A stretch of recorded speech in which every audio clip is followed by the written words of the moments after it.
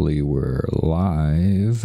Let's see if we can't see. Yeah, looks live to me. Can't see. Okay, yes, we have volume there. I don't really want to put on my big headphones. Let's see if we can't get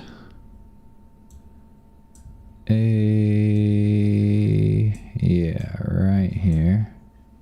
Come on now.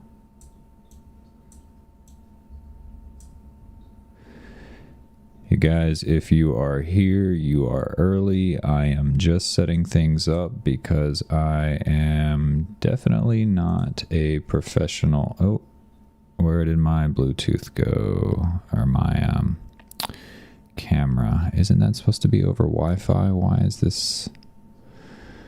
Okay, fine. I'll turn the Bluetooth back on.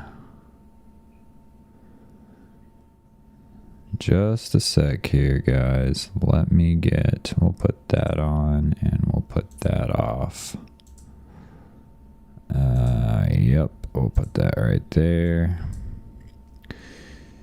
And I gotta turn my Bluetooth back on somehow. Okay, let's see if we can't do this. We'll do it live. You stay put. Oh man. Of course, I cannot see. Connect to device. Yes, I would like to connect to device. That would be great. Connect to device. Why can't I use Wi-Fi? Okay, well, I guess Bluetooth has to be on, unfortunately. Which means, what do we got here? If I can see my Bluetooth, that would be super helpful. Alright, fine. I can't see a thing here. There it is. Okay. Excuse me. Bluetooth back on. Hopefully that clears it up. Go on. Go. Go lay down. Go. Lay down. Lay down. All right. Well, connect to my device, please. Yes. Verify identity. Open Samsung Flow. It should be open. Yep. Let's see here. Done on that. And then Samsung Flow. Where is it? All right, I'm gonna have to take the phone out. Let Samsung Flow unpair your device from, I guess, I don't know. Confirm passkey. Yeah, it's confirmed. I confirm.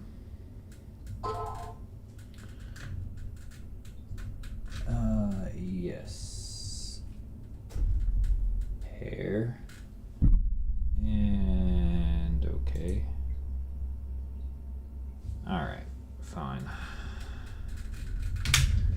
Can't see a thing in here. Disconnected. Why are you disconnected? Do not disconnected.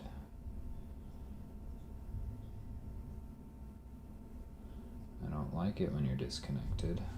I want you to connect.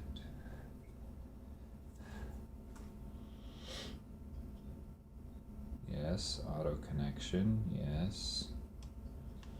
So connect. Verify identity. Come on, buddy.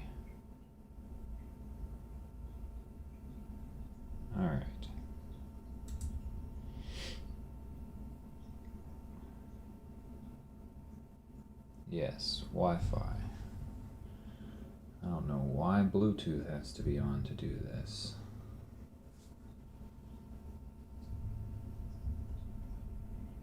Alright, I need to close this and close this and try it again. Open that. Open that. And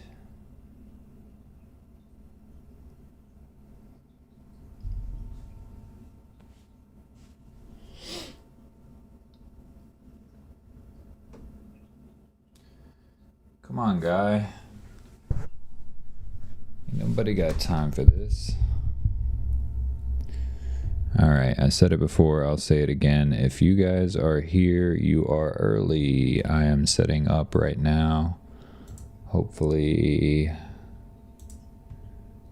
no one is here and bored. But if you're here, welcome, welcome, welcome. I will be all set up in just a few minutes. As soon as my phone decides to cooperate. It says it's connected, but it certainly doesn't appear to be. Alright, manage devices. How about we just get rid of that one? Deregister, yes. Alright.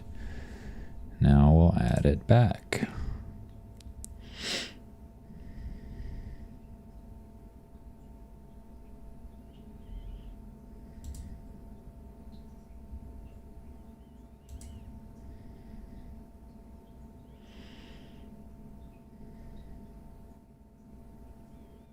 USB. Okay. Alright, fine. You know what? Just do this one. Wi-Fi. Yes, okay. Okay. Smart View. Alright, finally. Thank you. There we go. So,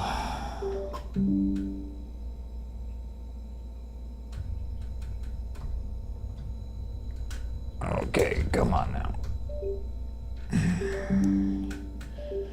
I have a never-ending stack of phones here. Alright, well, let's get our stack of phones out of the way there.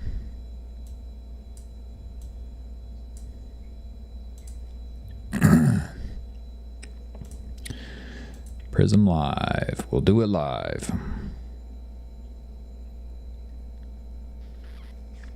Okay, so is that on now? Hey, we have video. It's terrible quality, but we have it. All right, so got about 15 minutes. I should probably use the restroom. Let's see here. Let's turn that off. Go to there. And let's see here. I'll stick me right there in the middle. That's what she said, maybe. I don't know. Yeah, so the quality of this camera is not as good as it usually is, but it will have to do for now. Let me see about my Bluetooth so I can hear. Get that off of that screen. Oh, not that it matters. That's not even showing. All right, let's connect to this earbud. Should be good. Make sure. All right, let's connect to this. All right, well, come on now. I would like you to actually switch over and use those earbuds. Please. There we go. All right. Okay. So I think we're looking pretty good. I could bring this mic down just a little.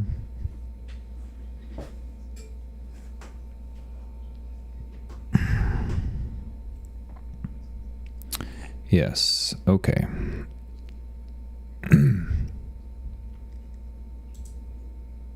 All right, I think this is pretty good. Not too shabby. I don't think it's worth trying to stream on Twitch or Rumble. I don't really feel like this type of audience is on those platforms. So I think we're going to stick with YouTube. My focus mode is on auto. I really wish it would focus better. What is this?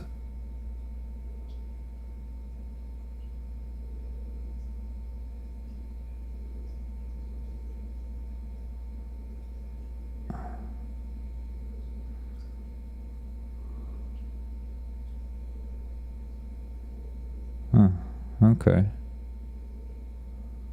Some around there is not too bad.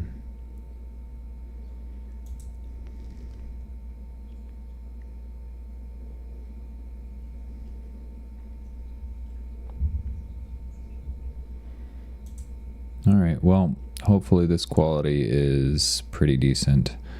I am not a professional streamer, so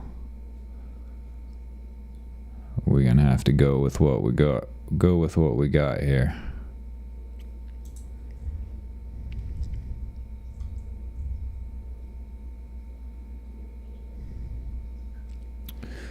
All right, I suppose let's jump into the studio, possibly.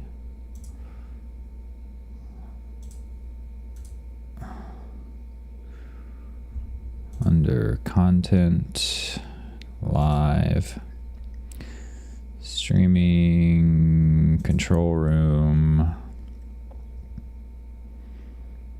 And I can turn that off there. All right, so let's close that. And maybe I can get some audio going on right here.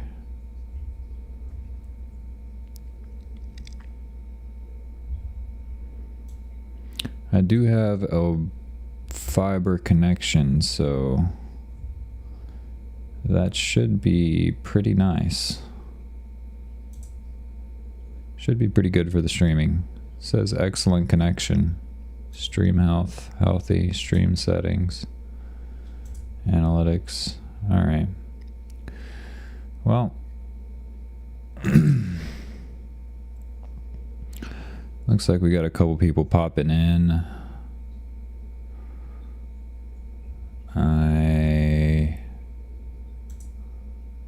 Live chat.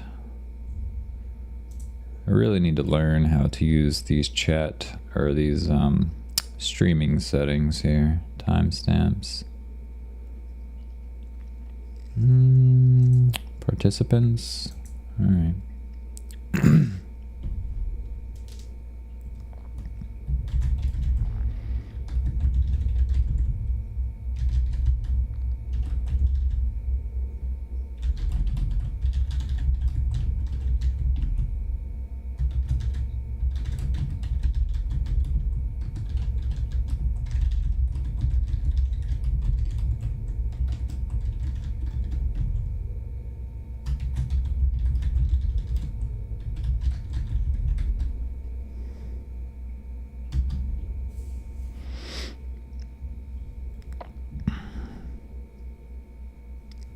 All right. Well,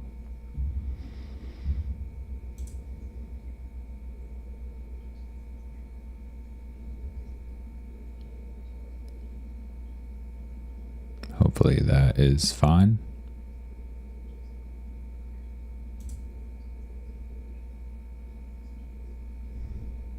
Okay. All right. Cool. Sounds good. I think we're pretty much set up. It looks like we got a couple people in here. We can go ahead and get started if you want. I was not planning to start until 8. I just kind of wanted to get in here early and set some things up, but we can go ahead and go for it. And I guess if someone comes in after 8, we can address their questions as they come in. So let me mute myself so I'm not looping in my own ear. I just wanted to make sure the audio is good. You guys, if the audio is not good, let me know. If the video is not good, let me know. I am not a professional streamer, so we are doing the best we can as an amateur. I think we can make myself smaller. Oh, smaller. Yeah. Okay. So there we go. Let's make sure we have an eye on the chat. Monsieur le chat. Monsieur le chat. All right. Maybe we can pop out the le chat.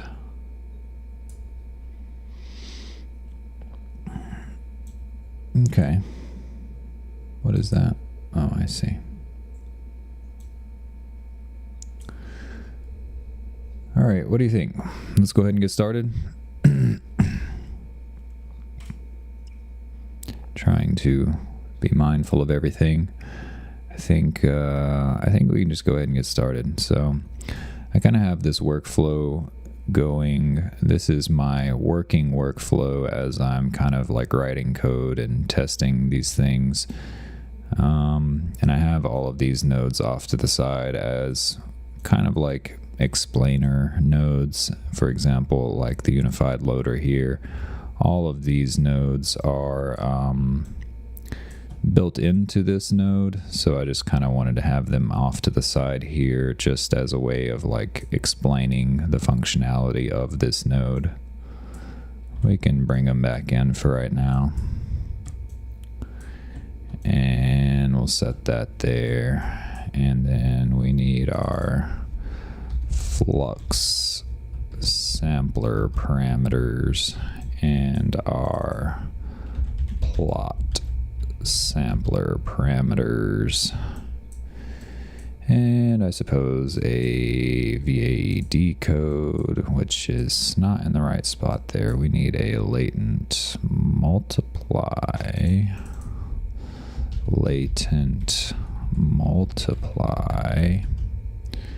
right there. That's the one. Make these a little smaller.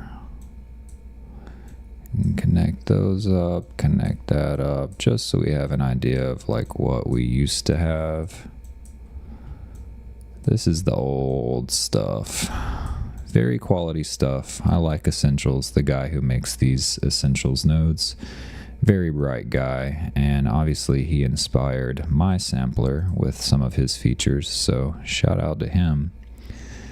Very bright guy. And but, you know, there was just some things we need to clean up. First of all, we need to just like combine all of this into one node. Why does it need to be all these separate nodes? That doesn't make sense. And there's just a couple other features that I wanted, like on the Flux sampler parameters, of course you have to type. These are string values, so you have to type in. And if you want a list of, you know, different schedulers and samplers, you have to do like a comma separated list thing there. I didn't really like that so much, so I went back to the drop down menu. I would much rather just select what I want, and you can put all of these combinations in here. This list is so long you will never be able to scroll through it, but if you just want a combination, you can just start typing Euler. Yeah, so there we go. Now you can see you could try Euler and Deus, or, you know, whatever else you want to do here. DDIM. You could try those two, but we'll just set it back to that for now. Getting a little bit ahead of myself, but Just my observations. I like essentials, but you know, we just needed a little bit more, just a little bit more. And we got some cool new features down here. We can change our font size. We can add extra lines. Really cool stuff.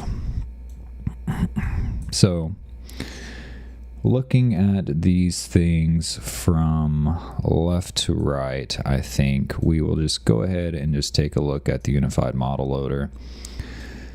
The Unified Model Loader has not really changed. The only thing that I've added here, and guys, I've said this just a minute ago, but if, you know, the audio, video, anything like that is off, let me know, because it looks good to me. I was looking at the stream, but, you know, anyways, it might be different for you, so let me know. So the Unified Model Loader has not really changed at all. Like I said, I have these nodes off to the side here to kind of explain what's going on in the Unified Model Loader. The top three nodes right here, of course, these are our checkpoint and unit loading nodes. So you would load up your Stable Diffusion models with this load checkpoint. You would load up your NF4 with the NF4 checkpoint loader. Hey, Frederic. Hopefully I'm pronouncing that correctly. What's going on? Any questions, any suggestions, comments? If the audio, video, let me know, man. Or Frederic, I'm assuming that's a guy's name. Maybe I shouldn't do that. Sorry. My bad. Am I pronouncing that correctly? Frederic Fonseca. Interesting name. Cool. I'm good, man. Thanks. Cool. Awesome. So I was just starting to go through these nodes, and I'm basically kind of working my way left to right. There's not a lot of an update here on the, yes, with your American accent. Exactly. Yeah, I'm not the best at impersonations. I try sometimes, but you know, my British comes off as Australian, and my Australian comes off as, I don't know, who knows, something else. But anyways. So basically, we're down to four, I guess 5 nodes total. We have, of course, the Unified Model Loader, the LLM with its output, and then we have the latent chooser, and then the Unified Sampler, which is the new kid on the block here. And so we're just kind of going from left to right and looking at each one.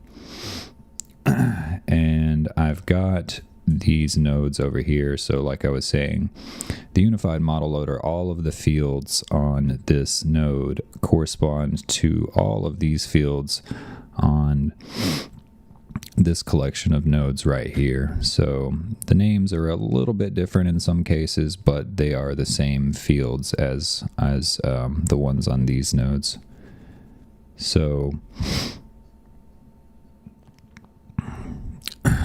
for example, on the checkpoint loader and the NF4 checkpoint loader, you'll notice if you open these lists that you're going to see the same models in there. And that's because both of these nodes are looking into your checkpoint folder. Maybe just to be a little more explicit, I can grab the File Explorer, of course, under your comfy models checkpoints right there. So yeah, exactly. And not necessarily reduce the size, but reduce the complexity for sure. I don't like having so many nodes. Like, I don't want it to be, you know, like Forge, where it's just a big form. I kind of like some of the noodles and the, you know, flowing left to right kind of scheme that Comfy has going on. But, you know, as opposed to all of this stuff here and all of this stuff here, and you know, this looks so much better. We have one stage here, one stage here, you know, and we can just kind of work our way across. It looks, I think it's a lot easier to work with. So, but anyways, so these two nodes, the load checkpoint and the checkpoint loader, I guess maybe unsurprisingly, they are both checking the checkpoints folder in your Comfy. So that's why you're going to see the same list of models in both of these lists here.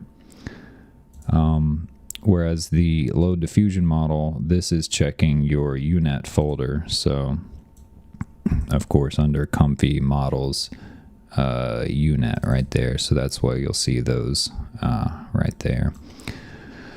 But, so similarly, you're going to see in the unified model loader, the top two nodes or the top two fields, they have the same list of models in them, because just like these two nodes, both of these fields are also checking the checkpoint folder for a list of models. But also, just like these two nodes, the checkpoint loader NF4 does work differently than the checkpoint loader. So you can't load your NF4 model with the checkpoint loader. And similarly, you can't load your NF4 model in this field right here that says SD model, because that is going to be using the functionality of the load checkpoint node.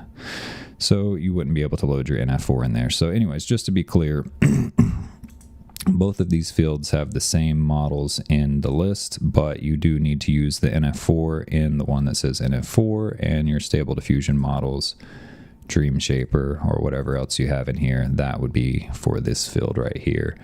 And then, of course, your UNet model for Flux Dev or Schnell, if you're using one of those, would be in this field right here.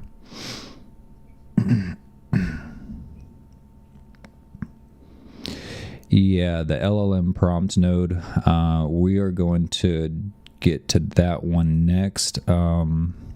It does not have the clip input, so Comfy reports an error. Yeah, I haven't pushed. So what you're seeing here on my screen right now, this is the very newest tested versions of everything.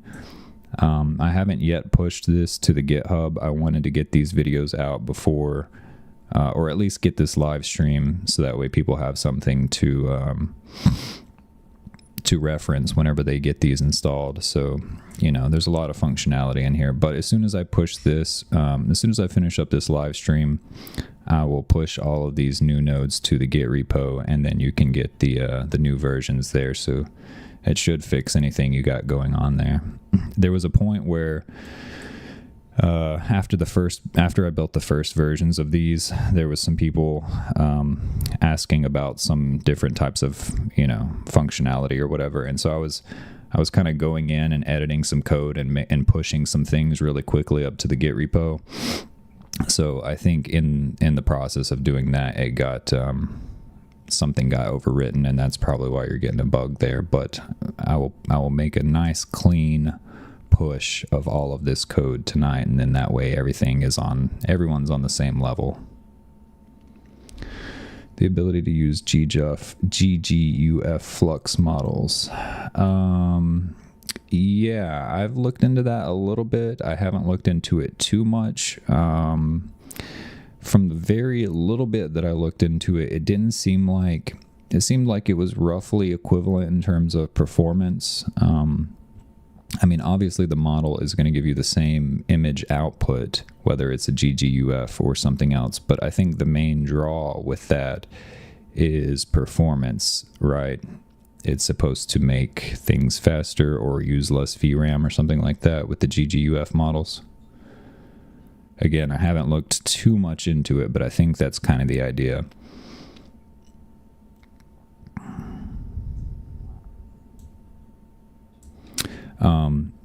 But so in the meantime, while you're working on that, I'm going to, yes, uses less VRAM. Yeah, so I will look into adding that into this unified model loader as well.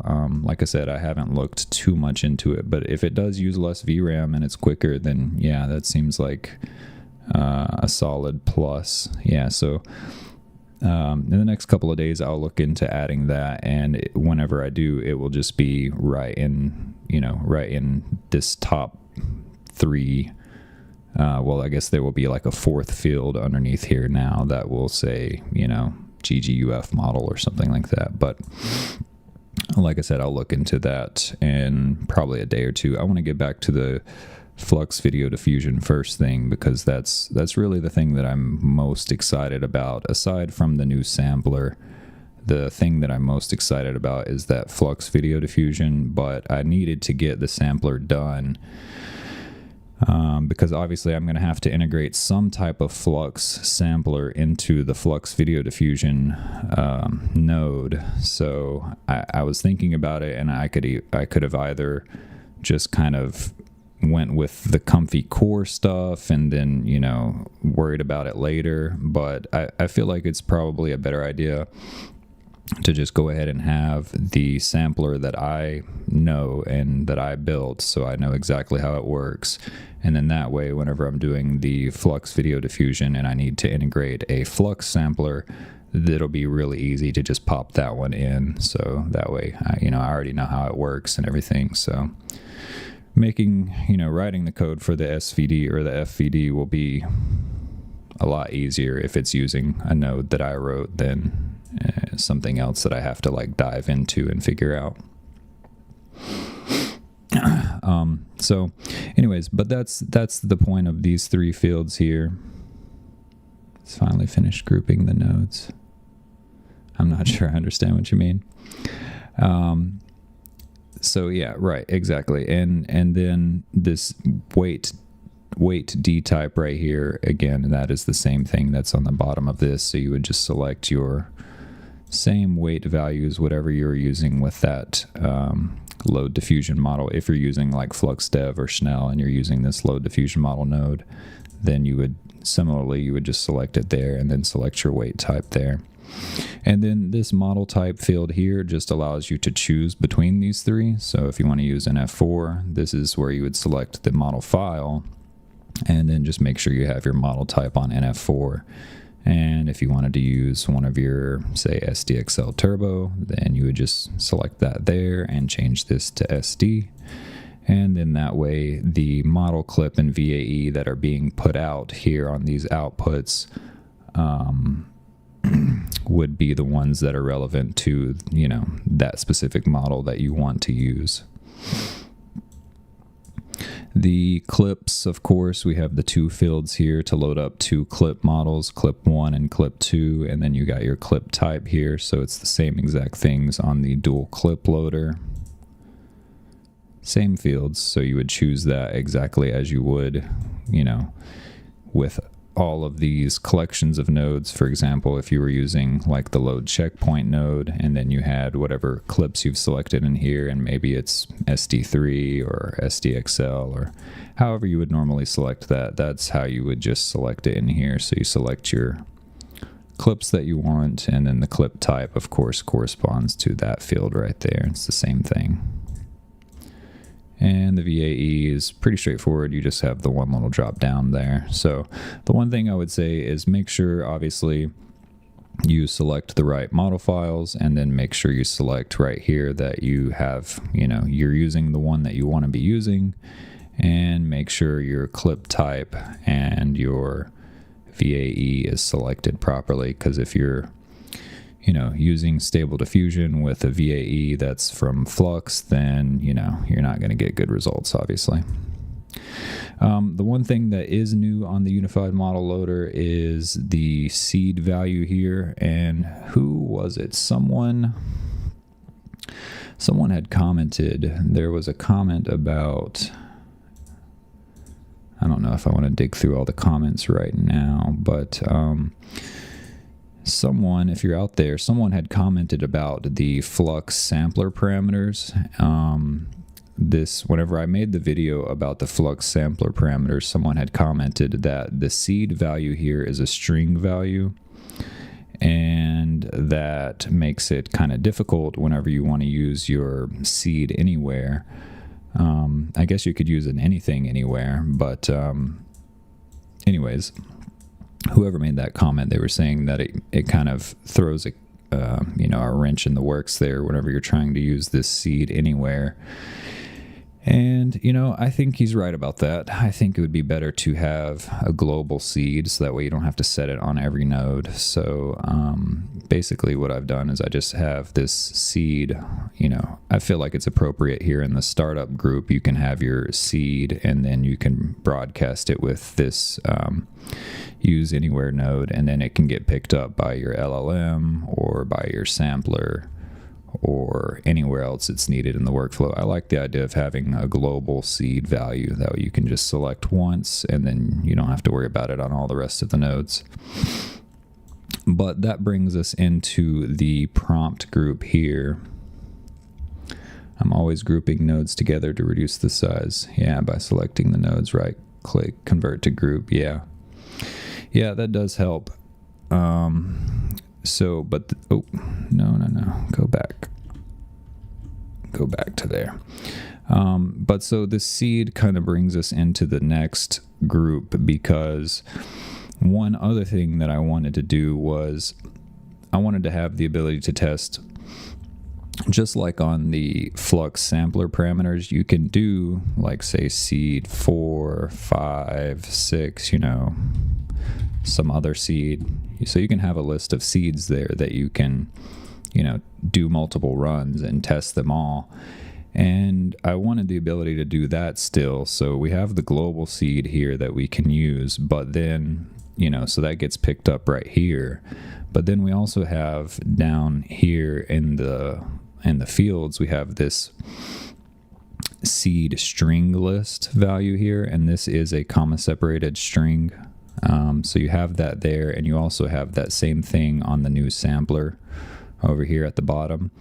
And basically, if you have any values in this field right here, then your global seed right here will get ignored, and it will go ahead and test these seed values for you. So it's kind of the best of both worlds, where you can have this global seed set here, and then that'll get picked up across all of your nodes. And then if you want to kind of bypass that and say test some different seeds, then you can just have a list here, and then that one will get ignored and it will go with this list. And the same thing on the sampler, you can put a list of them in here and it will use whatever is there instead of the seed that's getting picked up right here. So I think that's pretty a nice way to do that. It's a pretty good compromise. Gives you the ability to do one or the other, or both, or whatever. Well, I guess it would be one or the other. Also, this is another thing that I have kind of, a feature that I liked from the Flux sampler parameters, where you can, put lists of things and then do multiple runs. And so everywhere I can do that, I have done that. So all of these other fields on the LLM with regards to obviously your seed, your max tokens, and then your clip attention multiply values here, all string lists now. So if you wanted to do, say, test different values of your out parameter there, you could just say change that to that. And now this will test both of those. And similarly for your QKV values, you could have lists of different values in there if you want to test those all out. Like I said, same thing with the max tokens. If you wanted to have, different values of this, and you could do, multiple runs and test out all of these values. And all of that stuff will get picked up down here. And well, let's see here. Hopefully I haven't changed anything. Well, I'll run it in just a minute. I feel like I've been clicking on all these fields. I don't want to try to run it right now, but let me get through this, and we'll actually run and do a couple of examples in just a sec. So we have these fields here where we can enter different values. I'm just going to go ahead and delete that before I forget. And we also have on the prompt type now, what are the prompt node instructions? What I like in Sarge is that there's really, yeah, what I'm going to do with that, load them from a text loader, that's a good idea as well. I can throw that in, but I kind of have some ideas for how I want to do that. Basically, I want to write in a bunch of default types of instructions. So like, depending on what type of image you're trying to generate, whether it's a portrait, landscape, nature, a close-up, face shot, video thumbnail, depending on whatever type of image you're trying to create. Basically, I just want to put like a drop down list right here. So similar to like how we have this list of options right here, I would just have another field here that's a drop down list, and it would say like thumbnail, portrait, landscape, nature. So it would have like a bunch of different types of images that you might want to generate, and then you would just select a type, and then internally the node will switch to the instructions that correspond to that type. So if you're trying to generate say like a video thumbnail or something, then you could just click on the little drop down list and select thumbnail, and then it would know to like emphasize text and logos and things like that you want on a thumbnail. So I kind of want to get some custom instructions in there. And then while I'm thinking about it, or whenever I go in to add in that functionality, I can add just another input somewhere up here. So if you still want to put your own custom instructions in, then you could still just pipe those in. And so, it would just be like an optional parameter if you want that in there, or an optional input, I mean. But that's a good idea. I like that. You can that way you can type in your own instructions exactly. And then there'll also be the drop down list if you just want to choose a type and you don't want to, if you don't want to have to type out all of your instructions or copy paste or whatever. But anyways, so we have these fields that we can do comma separated lists of values in here now. And so that will test out all of our different values. If you noticed just a minute ago, whenever I clicked on that, we also have not only original and extra crispy, but we also have both. Yeah, I like the idea of the drop down. As much as I can get into drop down lists, it makes things really compact. And speaking of which, this prompt type here, of course, we had on the last version of this, we had original and extra crispy, and now we have the option for both. And so what that will do is, if you have, of course, you have your prompt in here, and I'll get to these fields in just a minute. I haven't touched on those yet, but I will in just a sec. But let's just say for right now, let's say you have this prompt right there, and you have this set to both, and you've selected this Llama 3 model here. Then this node will actually generate two separate sets of prompts and conditioning, positive and negative conditioning, and it will send the whole set over. So it would actually use your original prompt, and it would also generate, using the Llama 3 or Mistral or whatever you have selected, it would also generate a prompt as well. And then your original prompt and the language model prompt would both get sent over to the sampler, and so that way you can compare your prompt to the LLM prompt. And then also underneath, if you are using, extra crispy, or if you are using both, if in any case, if you're using a language model, you also have the option to select from various combinations. So the first three entries in this list, these are my 3 language models that I have in my LLM GGUF folder. And then down here we have combinations of those 3. So basically this field here will look into your LLM GGUF folder, and it will see what models you have available, and then it will just do the different combinations, the different permutations of the combinations of those, and then add those to the list.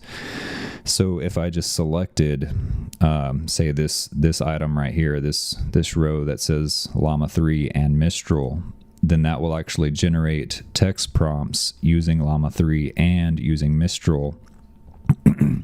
And then those would both get sent over to the sampler, and I could generate images based on my same input prompt here, that was sent through Llama 3 and sent through Mistral, and you would see the output of those prompts here, and then the output of those prompts would be sent to your, with their conditioning and everything, all of that would get sent over to the sampler. So you can compare, basically you can compare Llama 3 to Mistral or to whatever other language models you have. So I think that's just another way to kind of test things out. Basically anywhere where I could add in some type of list type functionality where you can test multiple values of something, I wanted to go ahead and include it. And obviously this gets really big really quick. So if you have 2 prompts and you're using the original and the LLM, and you're using multiple values in these fields, it's the number of images in your output batch is going to be the number of parameters you have in each field times all of the rest of the fields. So if you had 3 different Q values in here, and then 3 different K values in here, and then 3 different V values in here, then you would end up doing 3 times 3 times 3, what's that, 27? So you'd end up having right there, just by having these couple of values in these fields, then you're already up to 27 images. So it gets large quickly. It's the same thing as when we were using this Flux sampler parameters before. You can have different lists of values in these fields, but with great power comes great responsibility. Obviously, you don't want to just go ahead and put a bunch of different field values in each of these fields, or else you're going to end up with like hundreds of images in your output batch. So is it a mixture of both LLM or a refinement of one by the other? That's a good idea as well. But it's just a mixture. It's just one and then the other. It's not one prompt that goes through both LLMs. It's 2 separate prompts. So your original prompt that you typed in will get some type of response from Llama, and then some type of response from Mistral, and then both of those will get sent to, some type of refinement as well, where you could send it through Llama and then get the output of that and send it through Mistral. Something like that might be a good option as well. I'm not sure that that's really needed. One thing that I've learned recently on the prompts. One thing that I've learned recently on the prompts is the language model for the prompts is not, I kind of use it as a guide, or I kind of use the language model as like a brainstorming session, really. So like I will kind of brainstorm I'll put in my prompt, and then I'll see what the LLM will generate. And then I'll copy that and put it back into the field and edit it as I want. And then I'll just turn this to original, so it's not using the LLM anymore. And so I kind of get this refinement cycle of like, I put in my original prompt, it gives me something, I copy that and then edit it to be what I want, and then no longer use the language model. And in a lot of cases, what I'm finding recently is the kind of paragraph style descriptive text prompts that the LLMs are coming up with is not always necessary, and it's not always even super helpful. Sometimes I'll literally just put a list in my prompt, like, I don't know, black car, low lights, big sign, these types of like super basic things. And if I want the black car to be really emphasized, then I'll just maybe I'll put it again, I'll just repeat myself in the prompt, like big, I'll say like, black sports car or something like that, right? So I'll just repeat myself in the prompt. So it's not like this really descriptive kind of text prompt that the hey, what's up, 6 cents? it's not like this kind of, you know, descriptive. Basically, the idea that I'm getting from this kind of prompting is that the Flux model, whatever you put in the prompt, it's going to try to put that into the image. So basically, if I want more black car in the image, I just find more ways to type in the phrase black car. So I tell you, maybe 4 or 5 days, GGUF files not found. 6 cents, where or recording is online. So the GGUF files are here. Let's take a look over here. If you go, this one is huge, so I would not recommend getting that one. If you go over to Hugging Face and you search for, let's see here, video to text, audio tabular, text generation. Yeah, oh, okay, I'm already on it. Yeah, you can click on this text generation here. But any of these models, like here's the one from Meta, the Llama 3. You want one of them that says instruct. So this is the type of model you're looking for.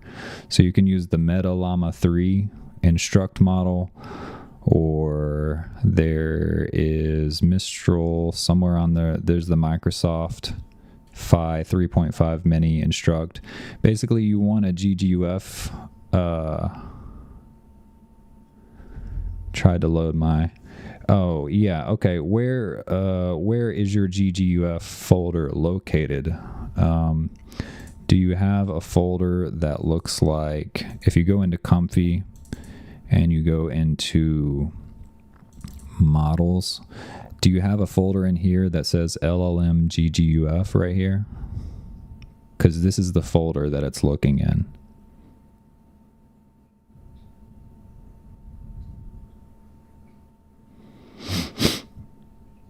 And also, I'm not 100% sure, but I'm almost positive that it does need to be an instruct model. Maybe he's talking about the Flux models. Oh, okay, yeah, I didn't think about that. Yeah, so you're talking about using a Flux GGUF model, 6 cents.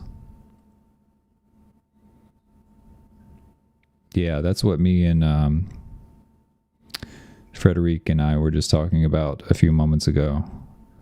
Yeah, so that's not something that's built into this yet. Frederic and I were just talking about this a few minutes ago, and it seems like a good idea. It's supposed to use less VRAM, so obviously I'm a fan of that. But the LLM model, the LLM node is not for that. The LLM node is for loading language models, so that way your text prompt can be converted to a a more descriptive kind of text prompt. So you can just type in a few words like this, and it generates a longer, more descriptive text prompt for you. That's what this node is for. It's not for loading up GGUF language model or image models. Oh, you're talking about, right, exactly, yeah. So on the model loader node, I need to look into that, because it does sound like a good feature, but it's not something that's built into that yet. So if you are using a GGUF model for Flux, that's something that I'll have to add support for. That's not something that I have in there right now. Aria AI, absolute. Free in Opera browser. GGUF. Yeah, it's not. So yeah, if you click on the UNet folder here, you might see your GGUF Flux model in there, because it is checking the UNet folder. But this is using this type of load diffusion model node, so I don't think that this would be able to load a GGUF. Yeah, I don't see anything in Comfy Core that would load. So there's probably another like third-party custom node or something that would load up the GGUF. GGUF Flux model usually in the unit folder. Loader is yeah, that's what I was thinking. It would have to be a specific node. Yeah, so I'll look into that specific GGUF node, and so I'll just basically have to add it to the list here. But that's something I'll do pretty soon. I want to get back to the Flux Video Diffusion, but somewhere in between that, it doesn't sound like it's too much work to add the GGUF loader. I just got to find a good node to do it, and then just add. It should be pretty easy to do. So in between doing the Flux Video Diffusion stuff, I'll add that in, because I want to try it for myself too, because obviously if it saves VRAM, that is a win. So yeah, in the next day or so, day or two, I'll take a look at adding the GGUF into the model loader here. So okay, so back to the LLM prompt. So find on custom nodes manager. Yeah, that's what I figured. So I'll have to find one. Your voice is very cool. Don't stop. I think you have full back. Thank you. No worries. Your English is fine. It's great. But so yeah, I'll have to find a GGUF loading node and see how complicated the code is, because it sounds like it should be pretty easy, but I'm not importing any other custom nodes. Comfy UI GGUF, cool. Yeah, I'll check that out. I'm not importing any other custom nodes into my nodes. So all of these nodes are built on top of Comfy Core, and I think just in terms of streamlining and making things, yeah, no worries. Oh, yeah, thank you, Frederic, also. Yes, for sure. But I think in terms of streamlining things and making things more efficient, and just to make sure there's not any kind of weird dependency errors or bugs or anything whenever you're trying to install my nodes, I'm not importing any other custom nodes. So like, for example, I had thought about when I built the sampler here, maybe just import the Flux sampler parameters node in, and then just kind of layer some stuff on top of it. But I think that's going to lead to too many complications, and what if they update theirs, then I have to update mine, and it's just kind of, anyways. So this is built from scratch on Comfy Core. All of these nodes are just built on top of Comfy Core, and I think that's probably good for performance and efficiency as well. So anyways, my point in saying that was something. Oh, right, because we were talking about the GGUF loading in the model loader. So I'll have to look at this, the one that you mentioned, this Comfy UI GGUF, and let me take a look at their code and see how intense it is. If it's not that crazy to try to replicate something like it, then yeah, I'll add that into here within the next couple days.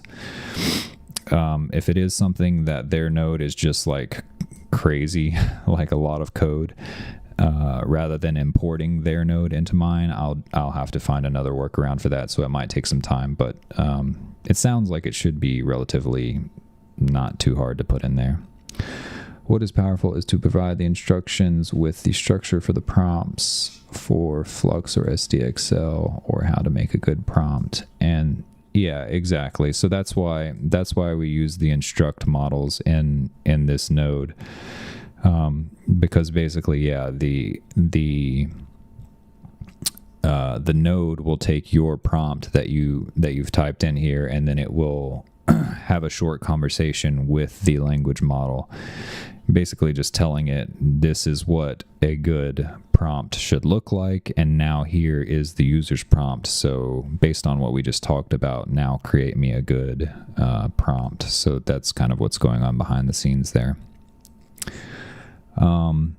But so what, right, so we covered all of these fields that have, comma separated lists in there. You can choose multiple models if you want to test, say, Llama versus Mistral or something like that.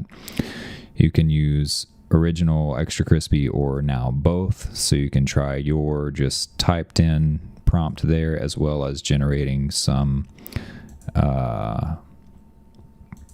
language model prompts there, and then the sampler will run both. And then of course we also have support for multiple prompts in here. So you might have noticed that this has 2 different prompts in here, separated by this dashed line. So if you want to do multiple prompts, and by the way, this top field here, this is the positive prompt, and this bottom field here is for the negative prompt, as you might have guessed based on what's typed in here. And for Flux, Flux is only using the positive prompt out of here. So if you have your model loader set over here to SD, then your positive and your negative prompt will get used if you have it set to NF4 or UNet, because if you're using a Flux model, then it's only going to use this positive prompt. And in either case, the negative prompt is not going through the LLM. The positive prompt is what's going to go through the LLM and generate your text prompt, your LLM generated text prompt there. And then whether you're using the LLM or not, or whether you're using both, no matter how many prompts you have in here, you'll see the output of those over here. So you see you have prompt 1, and then those are the settings that was used with prompt 1, and there's the prompt, and then prompt 2, and so on and so on. And so if you have a mixture of LLM generated prompts and your own typed in prompts, all of that will show up in here in this list. So and then on the positive and negative fields, it's the way I have these set up is to kind of make things a little flexible. So in most cases, I'm probably not going to type out like a 1-to-1 set of prompts where I have like one positive goes to one specific negative. So like in most cases, I'll have several positive prompts, and then I'll only have one negative prompt. And then, I'll just use the same negative prompt for all of my positive prompts, which I'm really never using Stable Diffusion anyways. So this is kind of, an aside. But if you are using something where you need positive and negative prompts, the way this will handle that is, so we have 2 positive prompts here, and if there's only one negative prompt, then you can have 2 or 4 or 5 or 10 positive prompts in here, and it will just use the same negative prompt for all of those. If you have like a 1-to-1 ratio of prompts, let's say you have like 4 positive prompts in here and you have 4 negative prompts in here, then it will pair them 1-to-1. So the first positive prompt will get paired with the first negative prompt, and the second with the second, and so on and so on. And then if you have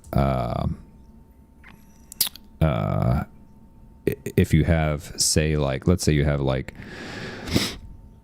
if you have like 3, if you have like, let's say you have like 4 positive prompts and 3 negative prompts, then it will go through all of the possible combinations of those prompts. So if you have 4 positive prompts and 3 negative prompts, then you're going to end up with 12 possible combinations of those prompts, and so it'll test all of those. But for the most part, I'll usually just have this set to 1 negative prompt and then multiple positive prompts, and then it'll just use the same one. But again, I'm pretty much always using Flux anyways, so I think that's pretty much all there is to cover on the LLM node. Of course, it's handling the conditioning, it's handling your clip multiply, and really the main difference now is that we have the positive and the negative fields, so that way we can accommodate for Stable Diffusion whenever we need a negative prompt. And we can have all of these fields be different, lists of values. So we can test out a bunch of different variations of things. Just, type in our list and then hit the Q button once, and then we get a big batch of images. So there's that, and that's kind of building on the same theme as the sampler, because the sampler, of course, we wanted to, one of the main points of the unified sampler is that we wanted to be able to use Flux or Stable Diffusion with the sampler. So we needed to accommodate for positive and negative conditioning, and we also needed to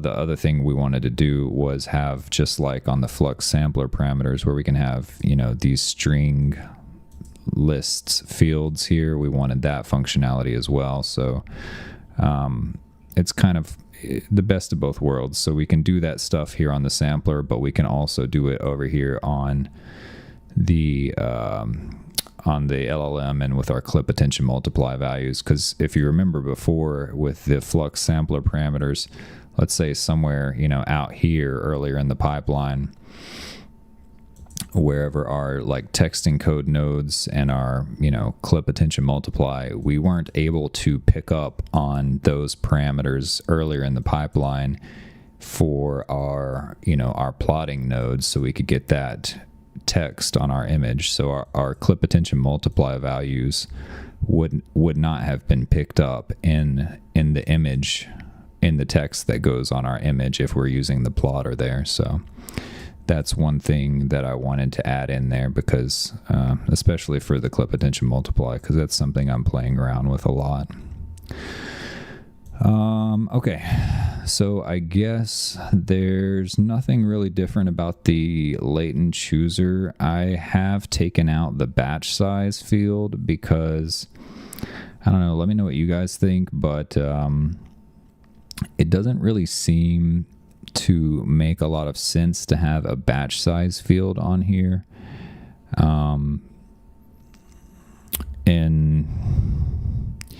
And the way that I'm thinking about it is, if I want more than one image, it's because I want to change something, right? Like if I want, let's say I have the exact same prompt. Let's say I just have one prompt and I have all of my settings exactly the same, but I want two images.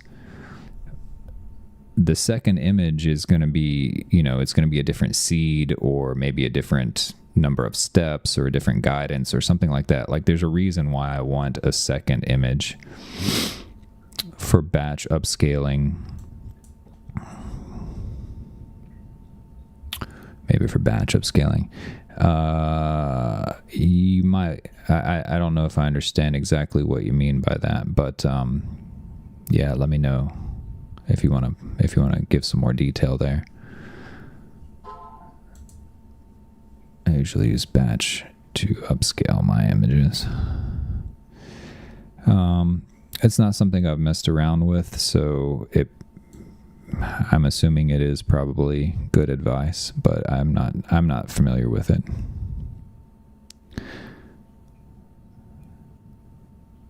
Batch to upscale my images.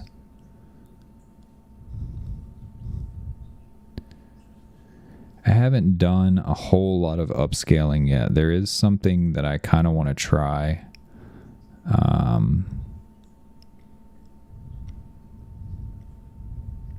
Yeah. I usually use batch to upscale my images. I generate all my images and then I upscale all the ones I want to keep. Right, yeah, exactly. But what I was trying to get at with that was that if I want to do that, then basically what I would do is I would just add some seeds to my list. So instead of using the same seed, I don't know, I just like having, instead of having batch size 2 on the same seed, really what that's doing, like behind the scenes, is it has to be using 2 different seeds to generate that random noise, or it has to be not necessarily using two different seeds, but it's using two different sets of starting conditions to generate the first latent image and the second latent image. And whatever that second, if it's batch size 2, whatever that second latent image, whatever's being used to generate that second latent image, it's like under the hood. I don't know what it is. So I feel like I would rather just put like seed, 4 and 5 and 6 or whatever. And then that way I always know, okay, well, this was seed 4, this was seed 5, this was seed 6. And that way I have some way to kind of recreate it. Putting them in the same folder where all the images will be upscaled. Yeah. So that's kind of the approach I do too. I just kind of generate a whole bunch of images, and then I look and I'm like, oh, that one's cool, that one's cool, that one's cool. And then I just save those, and then, I can do further processing from there. Load image list from dir. From Inspire output from this node to the upscaler. Yeah, I'll have to look into that. That's not something I'm too familiar with yet, but I do trust your judgment. So it is something I will definitely look into. Okay, so anyways, moving on. Like I said, the latent chooser is pretty much the same, other than I removed that batch size. If people really want it, I might put it back in, but it just makes, the other problem with it is it makes the logic of the sampler harder.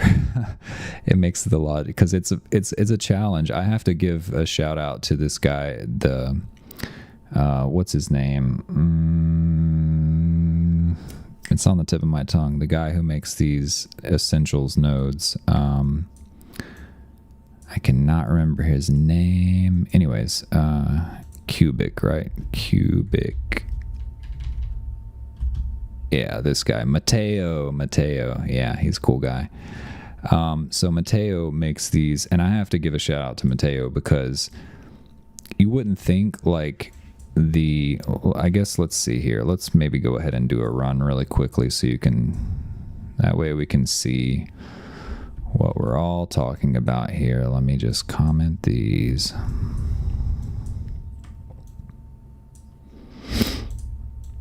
All right, so all of that's commented. Let me just double check my settings here. We have Flux in F4. We are on in F4. We have our clips. We have our Flux. We have the AE, the VAE that we want. We have our seed. That all looks good. I'm going to go with just the original prompt here, just so it's less heavy on my computer. All of these values are fine right there, and those are going to stay there. I'm going to leave this on 512 for right now. We're using an empty latent image, and then model type Flux, Euler DDIM, that looks good. Guidance 4, steps 32. It doesn't really need to be, but whatever, that's fine. And then let's add in our params there, and added lines. All right, let's just put like, say 4, 5. And let's just, hopefully nothing breaks live on stream. His videos are amazing. Yeah, he is great, especially with the latent vision. Yeah, his YouTube channel, especially with the IP adapters. Of course, I knew something was going to break. All right, let me refresh this. His videos, yeah, he's got really great videos, especially on those IP adapters. He's a very knowledgeable guy. And his latest video about the Flux sampler parameters nodes, yeah, that's where I stumbled across that stuff, is from his videos, because that stuff is crazy, the amount of testing he did with that.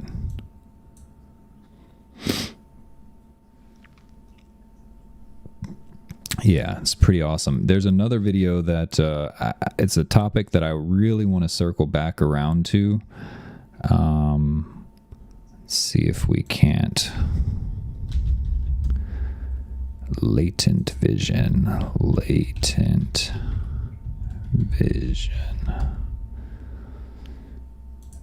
there's another video he has recently.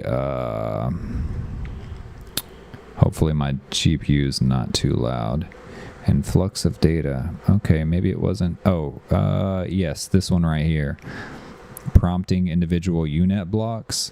This is really fascinating stuff, and he's got kind of a basic workflow going on in this video, and I tried it out and it works. And obviously it's very much in the beginning stages of this kind of, development, so it's a fun experiment is all it is right now, but it works, and it is really fascinating how you can target individual blocks of the network to exhibit certain, like, so for example, some part of the network is associated with like people and personness. So if you want more people in your image, you can target that specific block, and you could pass it specific text conditioning. So like if you want more people and you want them to be, Italian people, or if you want them to be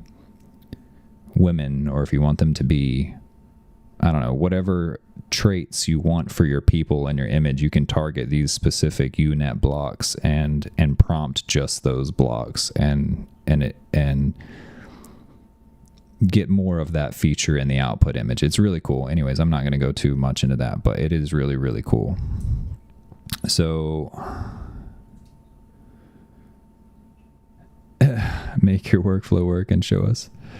You mean on the thing that I was just talking about, or just in general?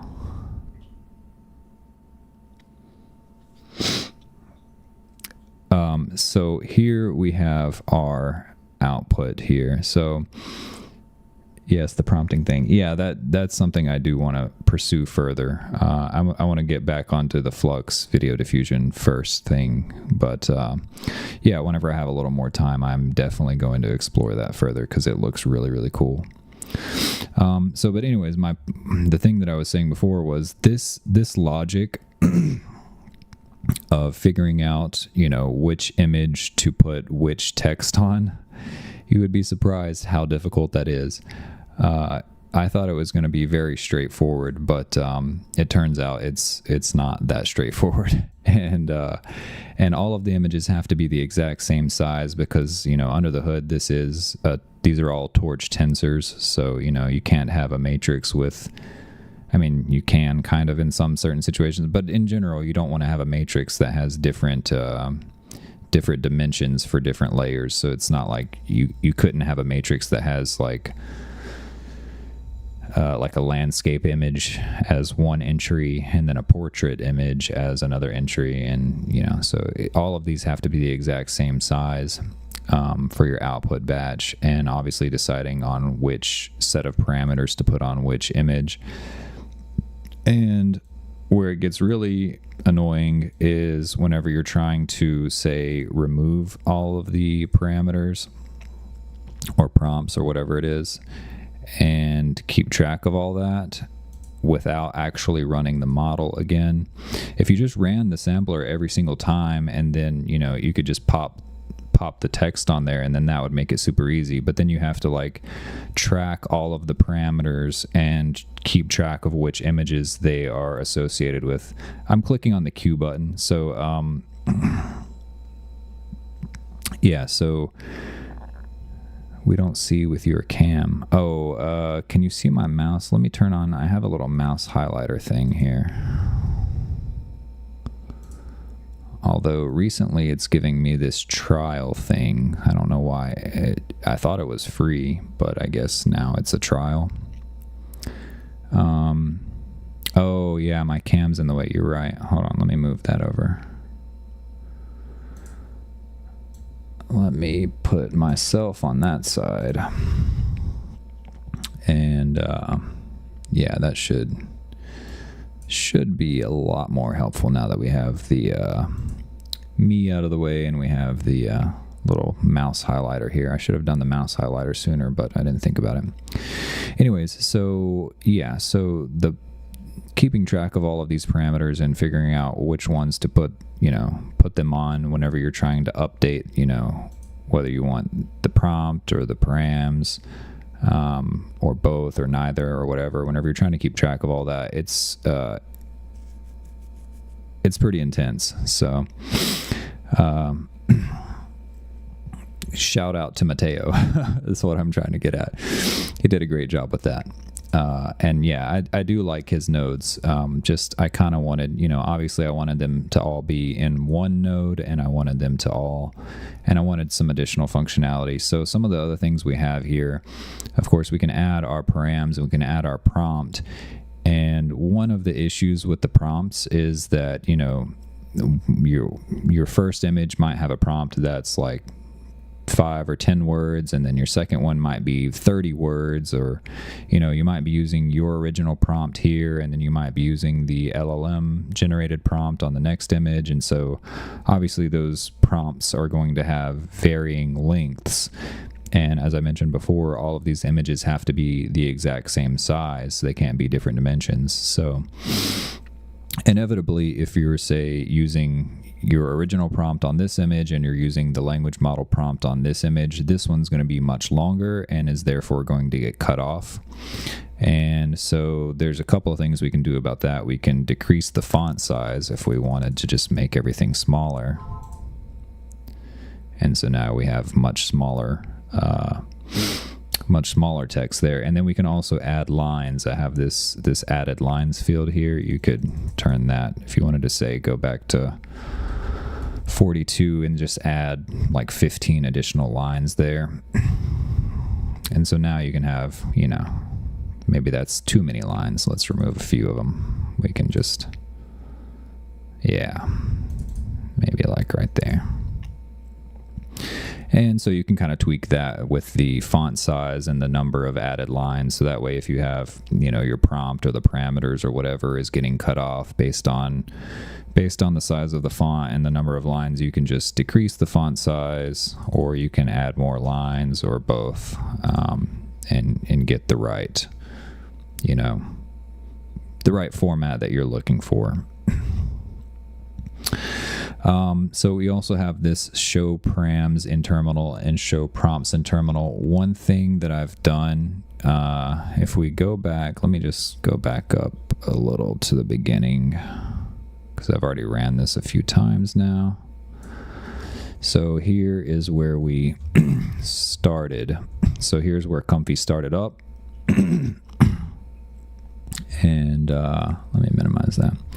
So here's where Comfy started up, and then you can see right from the beginning after I clicked Q, so this is nothing to do with my code. This is I don't really know, some other node is doing this, but so this is right where Comfy starts up, and then some node is fetching this data, and then this is where I hit the Q button. So you can see every step of the way you get some kind of output in the terminal over here. So here's the unified model loader, tells you exactly what it's doing. There is the latent chooser, that's kind of like out of place, but it happens technically before the LLM. I guess it's kind of happening at the same time, but anyways, it happens there. And then the LLM prompt, it shows, whether you're using, what prompt you're using, and you get output on how long it took to load things. If there was, so the LLM generation, that only took 11 seconds, but if you were using a language model, it might take longer. So anyways, you get all this nice output over here is my point. And then we get down here to the sampler. And maybe if you're the type of person who likes to look at your command prompt frequently, and maybe this params line and this prompt line here, maybe it's just taking up, too much space. Maybe you're looking for specific things in this text, and this is just kind of, clouding things up and getting in your way. That is what the show params in terminal, if you turn that off, let's say we turn off both of those and then hit the Q button again, and there's no change on our images because we still have the params and prompt right there. But in the terminal now you can see, if I go back down, so now you can see it did not print these parameters and prompt lines here. We just got the the output from the node that tells you what it's doing, but you don't have the params and the prompt in there just in case it's like taking up too much space and getting in your way or whatever. Or you can turn them on. And then so that's in the terminal, and then you have, oh man, Baka Blitz, you are so late. But it's cool, man. We will cover whatever questions you got. So yeah, I think that pretty much covers all of the text and stuff. Of course, you can turn your params on or off there. You can turn the params and the prompt on or off in the terminal in case you want that extra feedback, or in case you don't. You can change your font size here and your added lines. Right, and then the seed string list is the same as what we saw before.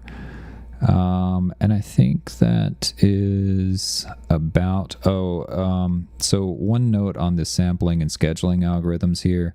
I went back to the drop down because in the old way we had it with the Flux sampler parameters. These are string fields, so you would, literally type out whichever ones you want in there.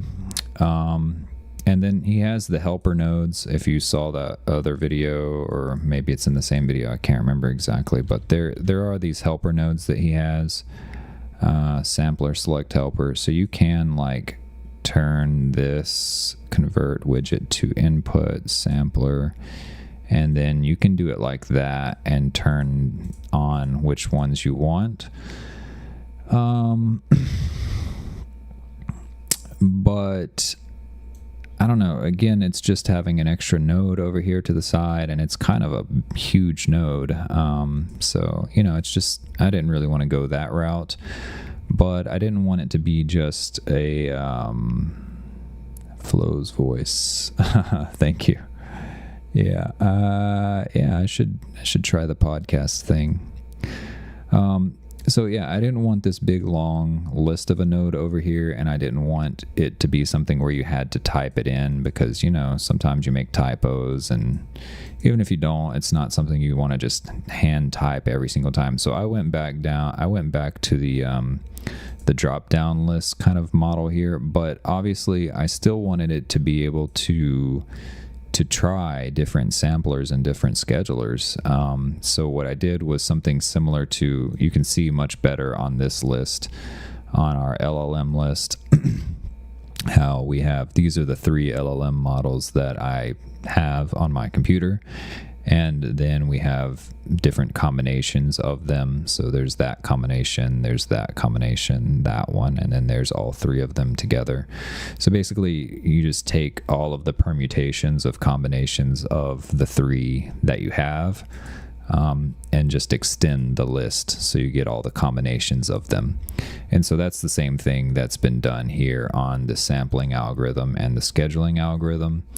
But of course, in this case, the lists are huge, so there's no way you can scroll, even for just the scheduler. Like, I don't even know how long this list is. I think it might be like 5,000 different entries, so there's no way you can actually scroll through all of this. So the way that I'm using this is basically, let's say I want to do like several different sampling algorithms. So let's say I want to do like Euler. You can just start typing. So Euler and then comma something else. Let's say I want to try DPM2, and then whatever. You can select whichever one you want. So you can just type a few letters and then get to the point, get to the combination of sampling algorithms that you want. I think that's a kind of like a good balance between, in this situation, you have it where you either have to type them out by hand, or you have this extra big node here where you can select those, since you don't have the drop down menu to select from. So I think kind of having this drop down menu where you just have the combinations in the menu is a good balance between that. So you don't need an extra node in order to get all of these different combinations that you want. But at the same time, you don't have to have a field where you just hand type out, the text names of the samplers and waste time doing that and hope you don't make any typos and stuff like that, because obviously that's annoying. And so I think just having the drop down list there, and then I can just, again, you can just start typing Euler, comma, DDEM. And so there's only two combinations of Euler and DDEM. There's Euler and DDEM, and then there's Euler, DDEM, and UniPC. So I could just select, either of those. I don't know how that was a little zoomed out, but if you just start typing Euler and DDEM, you can see there's these combinations that you could choose from there. So I think the drop-down list is pretty nice. It's a nice balance.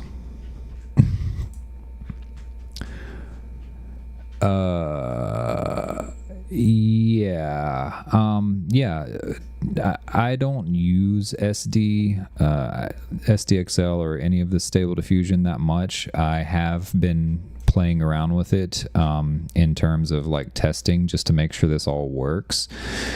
So yeah, if you have your SDXL Turbo or Dream Shaper or whatever SD model you have selected over here, and you have this set on SD, and of course you want to choose your clip and your VAE.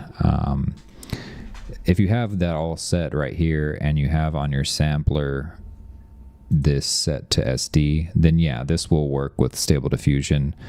But again, in terms of all the different samplers and schedulers, I would not know too much about that, because I hardly ever use Stable Diffusion. I'm pretty much always using Flux, so I don't know which ones of the sampling and scheduling algorithms work best with SDXL, but I know whenever I was doing some testing that some of the ones that work really well with Flux do not work so well with SDXL or 1.5 or SD3 or whatever. So I'm not too knowledgeable about which ones are the best and which ones are not in terms of that, but they're there, so you can select whichever ones you want and different combinations of them, and generate a whole batch of them and figure out what looks best to you. But that's kind of the beauty. You can just select some combination of samplers and some combination of schedulers, and then you just hit Q and just let the whole batch run. And then you can just look at the batch and be like, oh, that image looks good. That one looks good. That one looks good. Okay, on those three images, we had this sampler and this scheduler. Oh, okay, so those are the ones that work pretty good with, SDXL or whatever model you're using. But while we're on the topic of SDXL, one thing I wanted to mention was, if I'm using Flux, I know which clip models I want, because I'm always using Flux, so I just kind of know this off the top of my head. I want my TXX T5XXL, and then I want my VIT14. You can also use the clip L, or I'm sure there are other ones, but these are the ones that I always want with Flux. And of course the clip type would be set on Flux. And I always know my VAE is that one that I have named as AE.SFT, so that's my Flux VAE. But with Stable Diffusion, there's a good bit more variety. So if you don't know, let's say if I wanted to use Dream Shaper, for example, as my Stable Diffusion model, and I have that set on SD, and then I don't know which type of, clip or VAE I need. You can just set the clip type to default, and you can set this AE to the VAE to default. And then that way, a lot of the models will come with their own clip and VAE kind of built in, so it'll just select what's built in there. So let's see here, are we all set up? We are on SD over here. Maybe we'll put the guidance up to say 8, and then steps 32 denoise. That all looks fine. The max shift and base shift is if you're using Stable Diffusion, it's just irrelevant. It's not going to get used. So, and the same thing for Flux. If you're using Flux, your negative conditioning and your negative prompt is just not going to get used because Flux doesn't use a negative conditioning. So, yeah, so the fields on here that are Flux specific, like the max shift and the base shift, you can just ignore them if you're using Stable Diffusion because it just won't get used. And the fields that are, you know, like the negative conditioning, that's only relevant to Stable Diffusion. So if you're using it with Flux, then you can just ignore that. It's just not going to get used. So anyways, okay, so we have that there, denoise, max shift, base shift, that is irrelevant. Our multiplier, again, that's our latent multiply value there, so I'll just leave it at what it is. And we'll leave the params and the prompt, and I suppose we'll leave everything else in there. Maybe we have a few too many lines over here, a little black space down at the bottom. We'll put that on 7. And let's just hit Q and hope it works.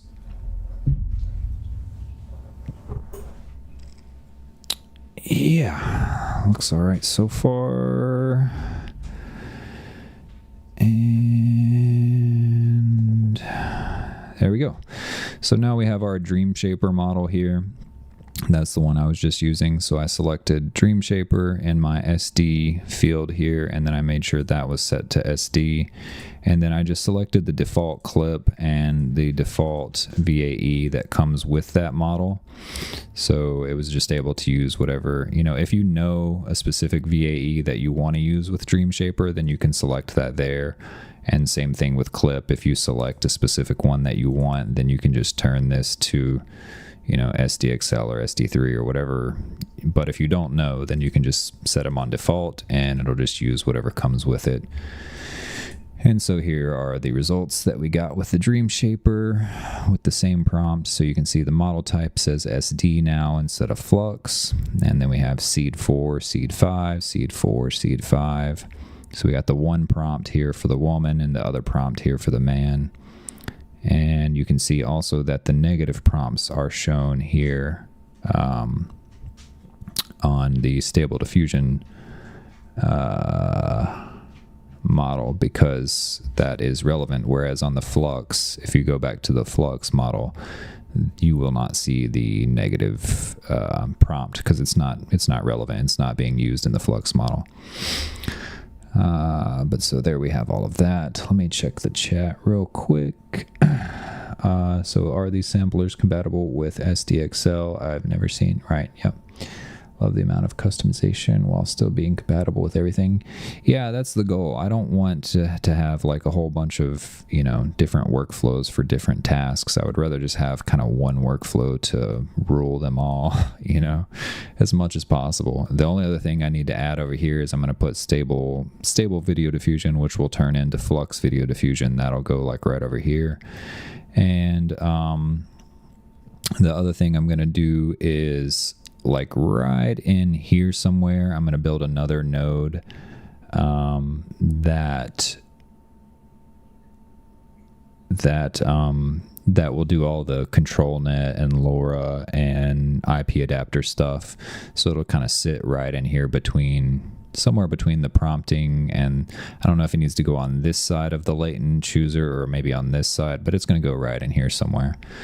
So once I have the, you know, that extra node there that has all the control net and IP adapter and LoRa stuff built in, that can just go right into the pipeline between, you know, the prompt and the sampler somewhere right in here. And so I can have all of that functionality. You know, you can use it with Stable Diffusion or you can use it with Flux, or you know, you have all your testing stuff built in here to put all this, you know, text on the image, or we can, you know, once we find the image that we want and we're happy, we can just turn all of that off and select whichever, you know, image we want to save. And so, yeah, it's kind of just one workflow to rule them all, really. Bird of YouTube. Bird is the word. That's what I hear. I do hear that. I do be hearing that. So I'll take your word for it, bird. I'll take your bird word. I too would like batch as well with random seeds. I'm not watching live, but yeah, I see the issue with it can bring. Yeah, exactly. I would rather, if I want a larger batch, then I'll add more seeds to my list, and then I'll have, however many images I want just by adding more seeds. I do a lot of LoRa training, but I don't see a LoRa input on this up. No, there's no LoRa input on this update. There's no control net or IP adapter, because like on the Flux sampler parameters, he has this input for LoRa's here. But it's not something that I wanted built into the sampler. I want to have a separate node that handles all of the IP adapter and control net and LoRa stuff, kind of like a separation of responsibilities, right? The sampler handles all of the sampler related responsibilities, and then the LoRa's and the IP adapters and control nets, that'll be a separate node. The beefiest workflow. It's it's pretty beefy. Once we get rid of all of this extra stuff was here, for example, really, because I was showing like all of these nodes are what's built into here, and all of these nodes are what's built into here, and so on and so on. But we can of course get rid of all of that now. And then we are just left with the good stuff.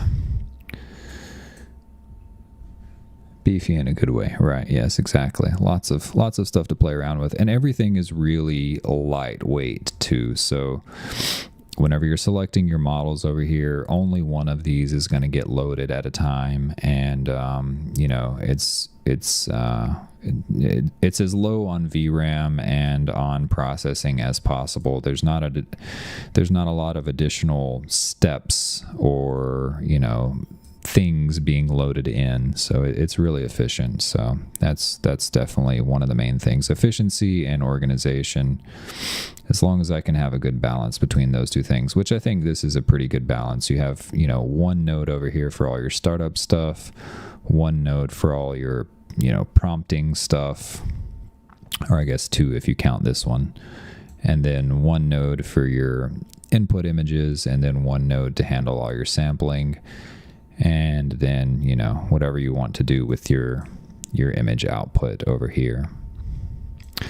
But this is stable diffusion, and it's not too bad. Let's go back to NF4, and let's put that on Flux, and we'll put that on AE. We got our seed right there. And let's do, I guess that's fine. We'll leave that there. And let's do, let's try an LLM. Let's go with Llama 3.1 uncensored. And let's go with extra crispy. And, or maybe we'll go with both. Let's try both. And we have our batch is pretty small, very small image there, and we want to make sure we have our sampler on Flux, and we'll put our guidance on 4, and steps 32 it's fine. Denoise, max shift, base shift, multiplier.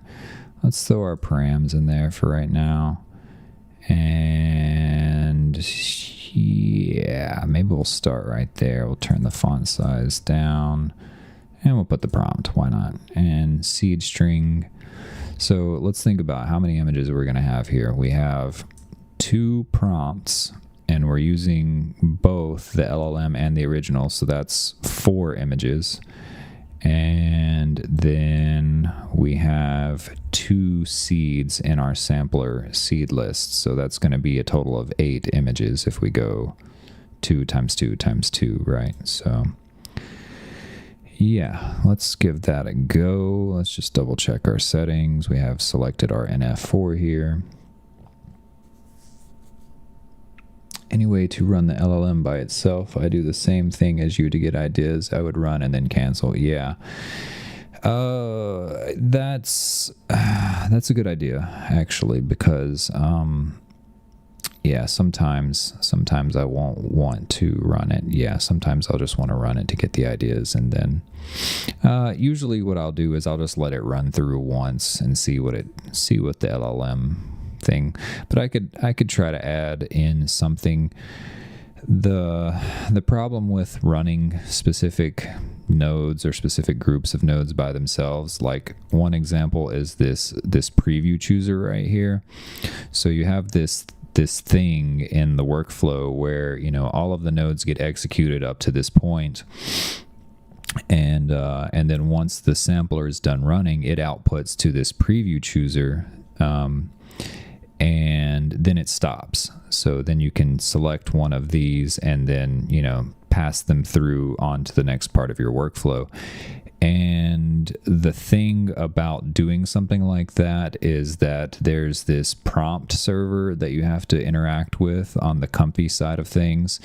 So it's not just, it's not like a straightforward type of thing where you can just code up the UI and have it do what you want it to do. You have to send messages to the Comfy prompt server and like wait and get permission to do things, and then you can update your nodes accordingly. So it's a little more in depth than just like this node specifically here. The preview chooser node is it's a very complex node. It seems pretty simple, right? It's just put your images in and then select one and then send it on to the next part of the workflow. So the functionality is very simple, but the way it's made is actually kind of complex.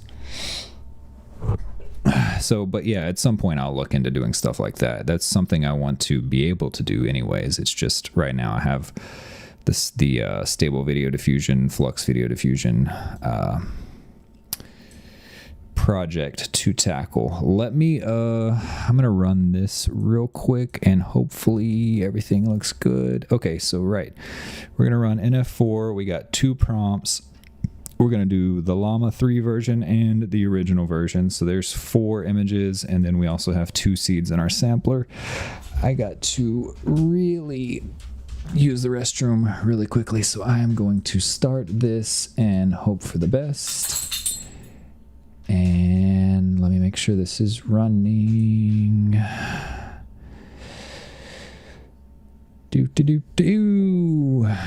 Looks fine. I am going to run to the restroom really quickly. I will be right back. Let me just make sure. Yeah, I think that should be fine. I'll be right back. You stay.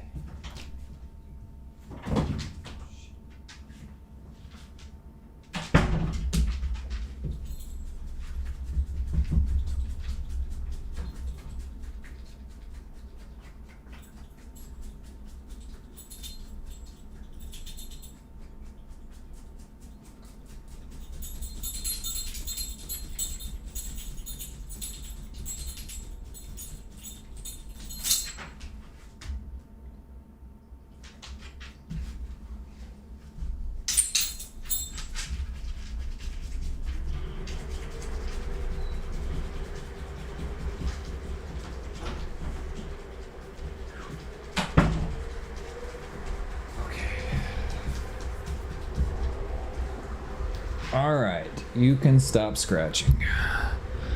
What'd I do with my earbud? All right, lay down. You lay down. Lay down. Right now. Thank you. That's a good friend.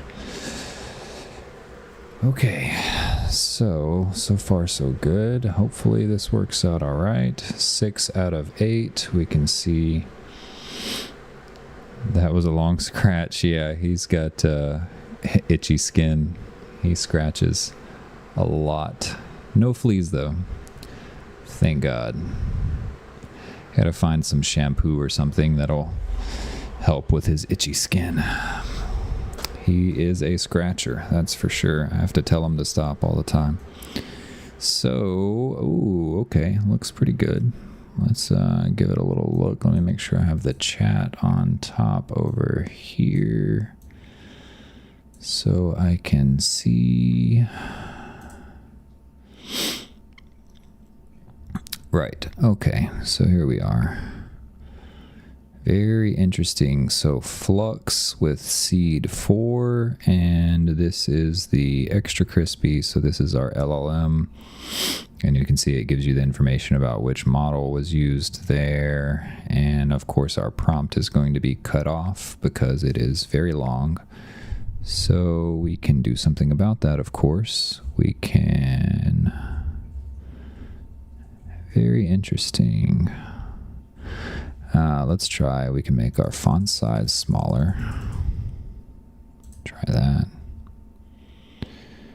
And so yeah, here's all of our original prompts right here. This row is all of the original prompts, and then this row is all of the llama generated prompts right here. Yeah, and then of course we could add some lines if we want.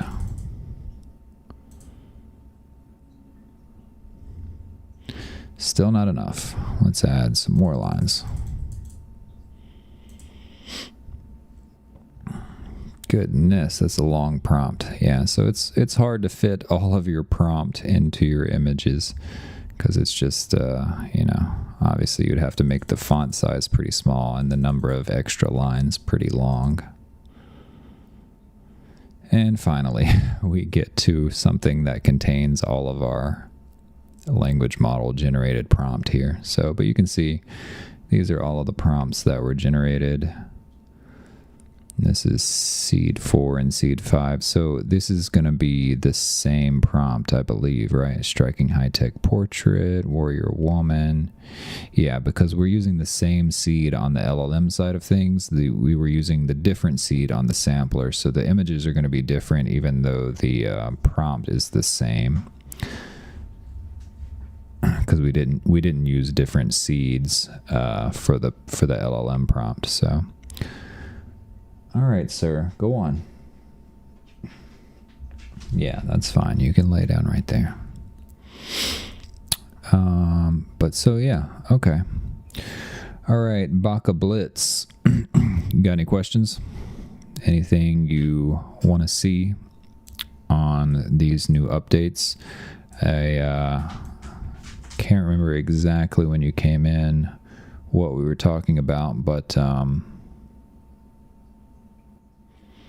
yeah, it's a great way to test out everything. I love this idea of putting all of your params. I usually wouldn't put the prompt on there. I would just take the prompt.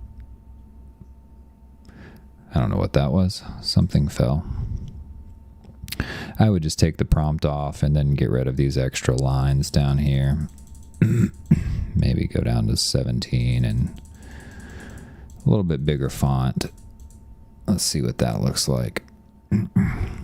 Yeah, I would probably stick to something around this. This gives you all of your information in terms of what model was used and all of the different parameters, sampler, scheduler, all that stuff. So yeah, yeah, I was trying to cover as much as I can think of. And another thing, you know, there's a lot of features in here that I don't want to miss, but you know, I also don't want to like bore you guys to death. But also, whenever I'm making the videos, I started recording these videos earlier because I'm gonna do an individual video on this and on this. Each of these nodes is gonna get their own video because there's just so much to talk about with each one. I mean, how long have we been going here for on the stream? Almost 2 hours, hour and 50 minutes. So yeah, I think probably doing a good 10 minutes or so for each one of these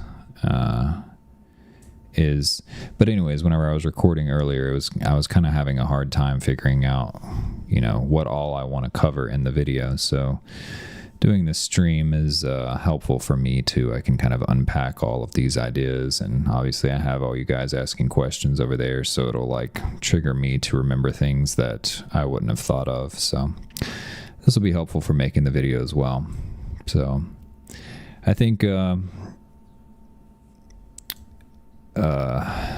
maybe Would love a vid of neat tricks you can do with this workflow since all of your content is handcrafted.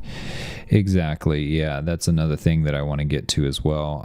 Like I was saying, earlier that I want to kind of build in.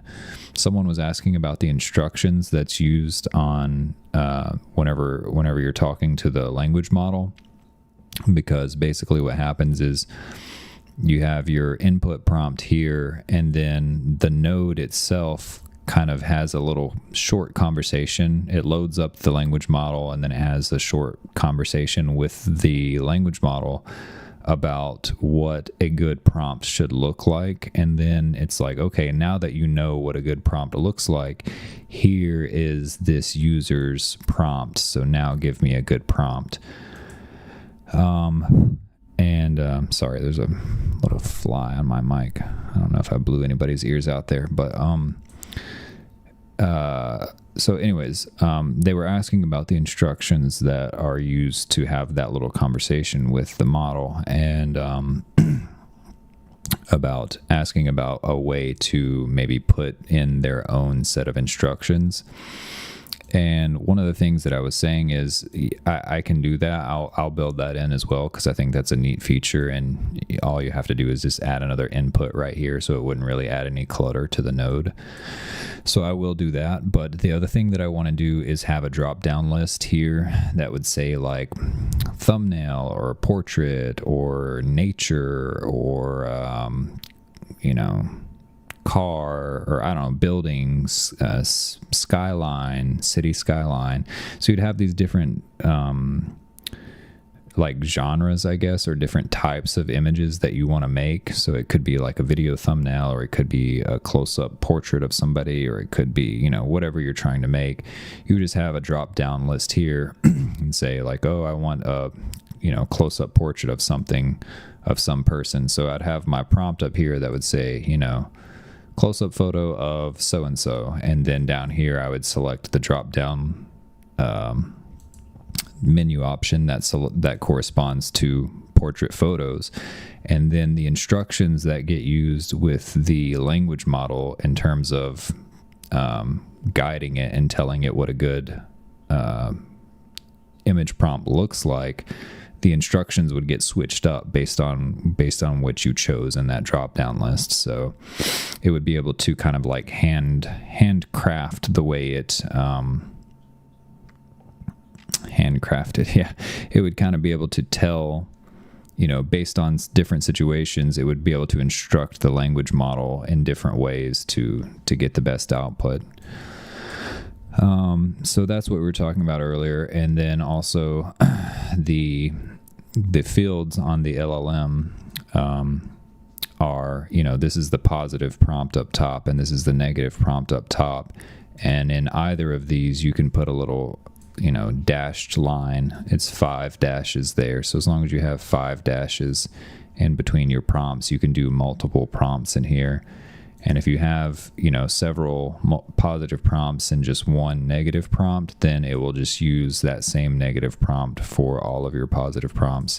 And you can see the prompt outputs over here. So in this case, we were using the original, and we were using the language model versions of this prompt.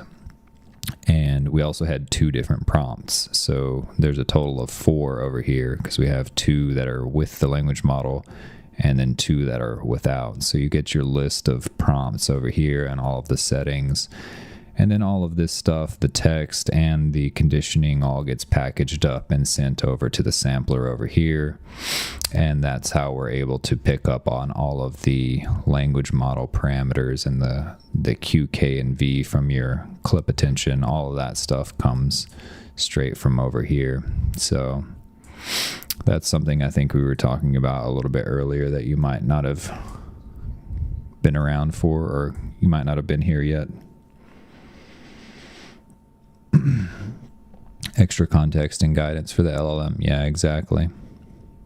3.2, I'm pretty sure, does have vision. Yeah, that would be exactly an option for image to prompt. Yep, that is exactly what I've been thinking of lately.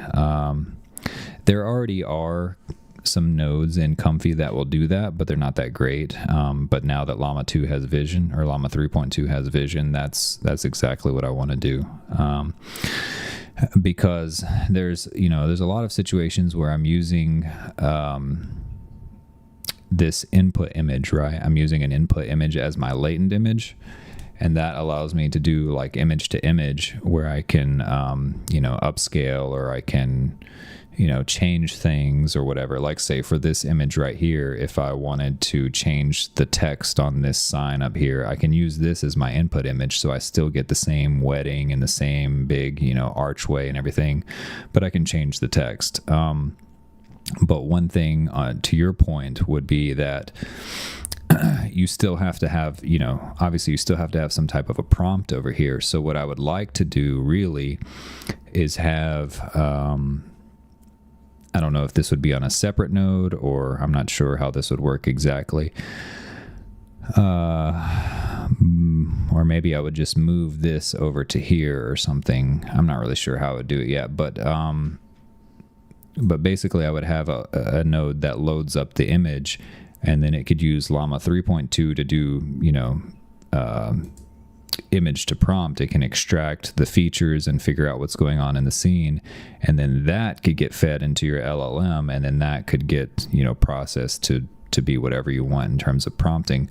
But anyway, so that way you don't have to actually you have a language model, or you have some type of model, computer vision model, that is coming up with the original prompt based on the input image, and then that's going through the language model and then getting, so it's like kind of really automates the whole process there, which maybe that's a little lazy, but I don't know. I think it could be a good idea. I think it could be very useful for certain things, so especially in terms of like automation and speeding things up. So that's another thing I want to do later. Image prompt. Yeah, image prompt. Even inputting an image and asking Llama or a vision model to give a prompt for just an aspect. Yeah, exactly.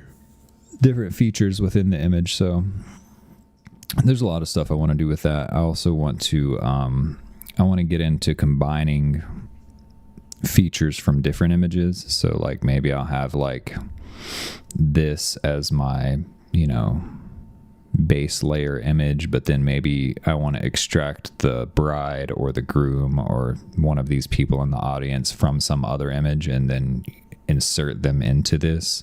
So really combining people and objects and features from a, let's say if I want to take like 10 different images and take a little bit from this one, a little bit from that one, and kind of mash them all together into some new output image, things like that. The Flux Video Diffusion, obviously, and then and the things like integrating the control nets and the IP adapters and the different masking techniques and stuff to where you can combine bits from each of a handful of images and come up with your own new image. Stuff like that is what I'm really kind of most excited about right now.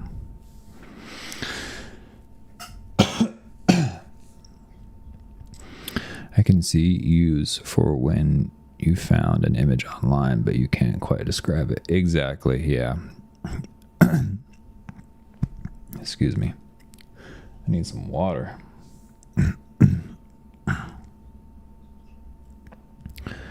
Where did my window go over here? All right, yeah. What do we got here? Viewers, check the...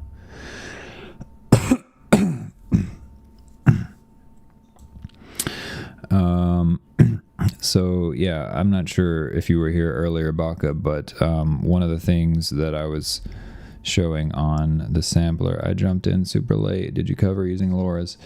AI Dan, no, I have not covered using LoRa's. You are not too late for that. You are in fact too early for that, because it is not something that's yet built into this workflow or into these nodes. So what I was...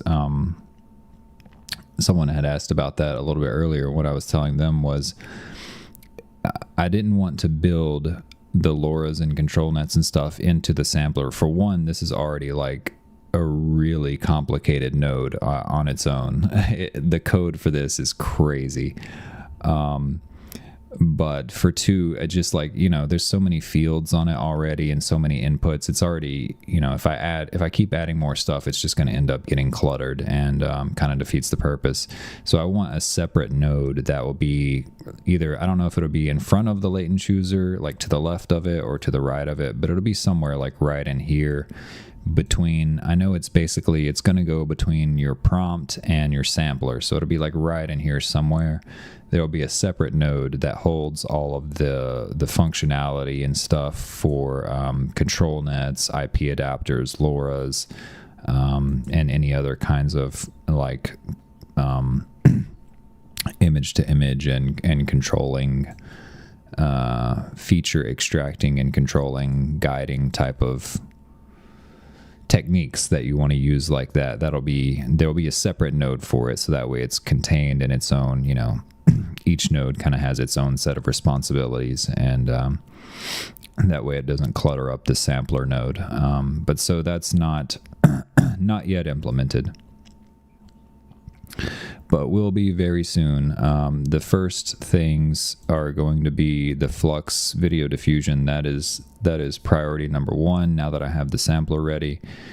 And then after that, after that, control nets and LoRa's and that kind of stuff. Yeah, that'll be right after that. Yeah, no problem. Thanks for asking. Definitely going to need to make separate workflow for LoRa's. Maybe, we'll see. I would like to have it all contained in one workflow. Maybe for training LoRa's, maybe that would be a separate workflow. But again, if I could just have one more node like right in here somewhere that holds all of the functionality for, with control nets, you have your preprocessors for canny and depth and head. I got a little fly on my microphone. A little fruit fly or something. So you have all your preprocessors and things like that. Similarly for the LoRa and the IP adapter, you have the the nodes that apply those to the model or patch the model. But basically, if you could have all of that contained in just one node, and then it can just live like right here in between your sampler and your prompt somewhere, I think that would be neat enough that you could just keep it all in one workflow instead of having... Yeah, I don't use LoRa's too much. My take on LoRa's is... the thing about LoRa's is... most of the time, somebody told me you have to use like trigger words to get the effect of the LoRa's.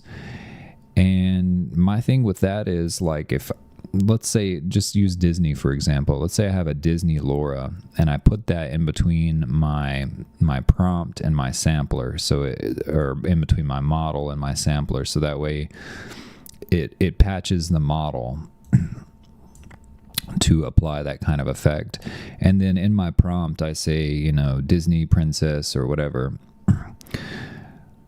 Based on me just using the word Disney in the prompt, Flux is already gonna do, there's so many styles that Flux just does, like Disney or anime or whatever, whatever kind of style you're trying to get out of your LoRa, Flux can already pretty much do it. I mean, if I have to use the trigger words anyways, then why not just I could see with the LoRa's, the thing with the LoRa's, the real usefulness that I was thinking, and my intuition, I guess, is wrong on this, but my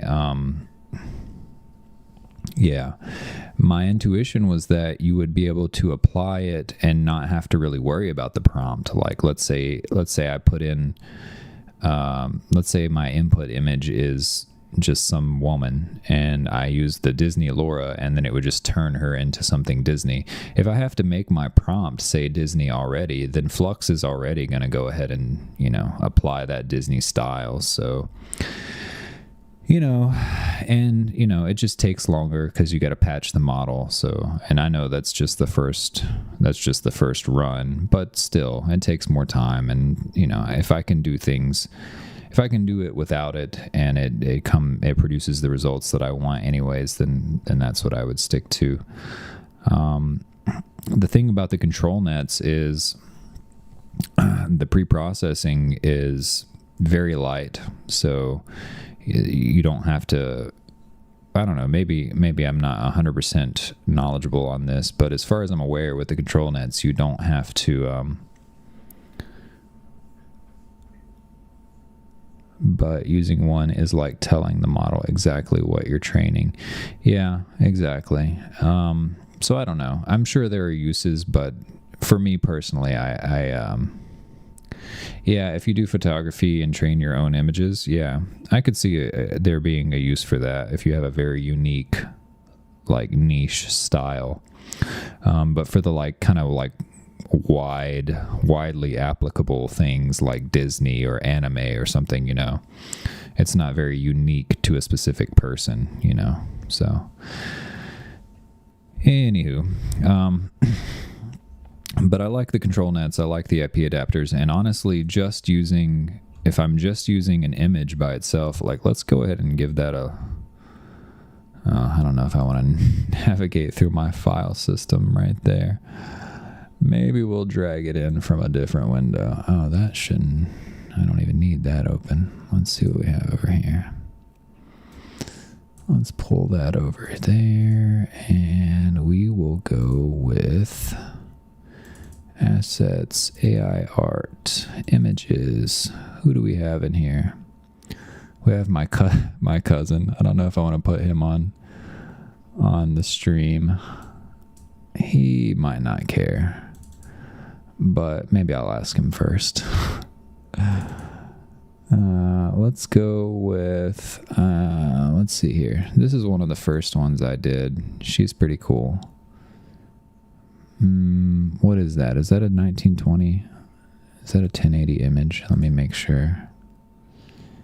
1024 by 576. Okay, it's not bad. I just want to make sure it's not gonna slow me down too much here.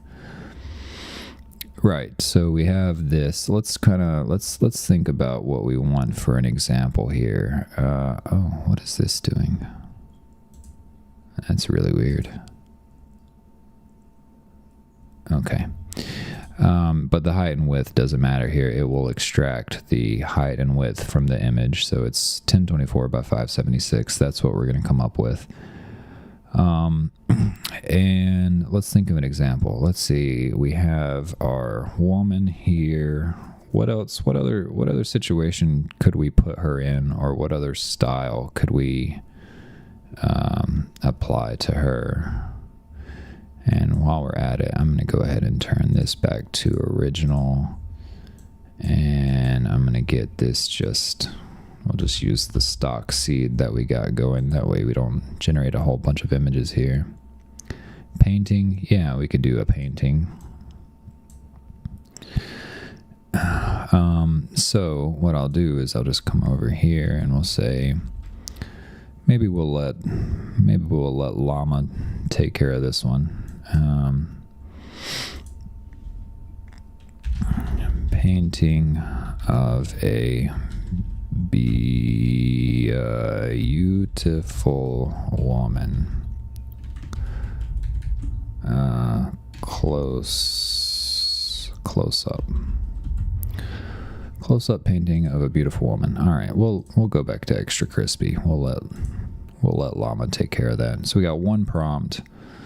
Yeah, it should just be one prompt there. And seed is 4. That's coming from our model loader, getting picked up right there.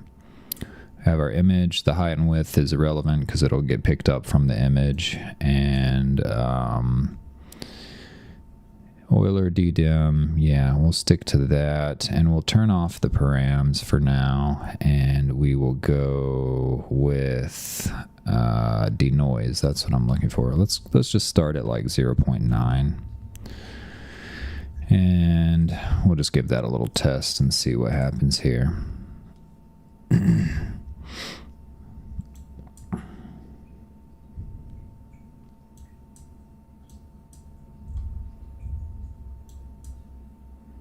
Okay, So, stunning close-up oil painting.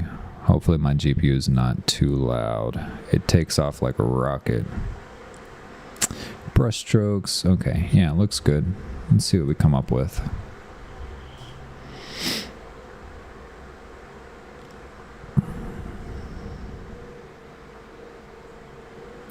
$9:50. It feels really late, but that's not too late. My sleeping schedule has been very off the past few days writing this code. Whenever I get into a coding binge, things get weird. Start going on like 1 or 2 hours of sleep a day for several days, and you start hallucinating and losing track of time and stuff. So I'm just kind of normalizing. Yeah, 4090. Just one for now, but very soon I will be adding more 4090s to this machine. Well, I guess very soon, depending on whenever I come across the cache to do that. Model making phase, right? Yeah. It's easy to get kind of sucked into projects like this and like, I don't want to go to sleep. I feel like a kid, you know, and 5 more minutes, you know, and then 5 hours later, you're like, oh, I was going to go to sleep at some point. Oh, I was going to eat earlier today, and then I didn't. Okay. Oh, what is going on here? Oh, okay. I am retarded. Sorry, my bad. I left this on. I meant to put this on imported image. Yeah. I was wondering why that was taking so long. All right. So we got this really... That's an interesting experiment, though. I've never tried... What was that on? Width 888 by height 3432. That's a really weird aspect ratio. I did not even pay attention, but it's kind of cool. I kind of like that, actually. I might save this, actually. Let me save this. Yeah, that's pretty cool. Wow. It came out all right. To be such a big image with such a really weird aspect ratio, that's pretty cool. I like it. Anyways, I'm going to save that. Funny accident, but that is not what we meant to do. I did not turn this over to imported image. I still had it on empty latent. So yeah, imported image, that is this one. Input image would be this input over here. So if you have some other part of your workflow out here somewhere that is putting out some type of image, then you could send that into right here. But the imported image is this one that we've imported from our file system. So let's run that again.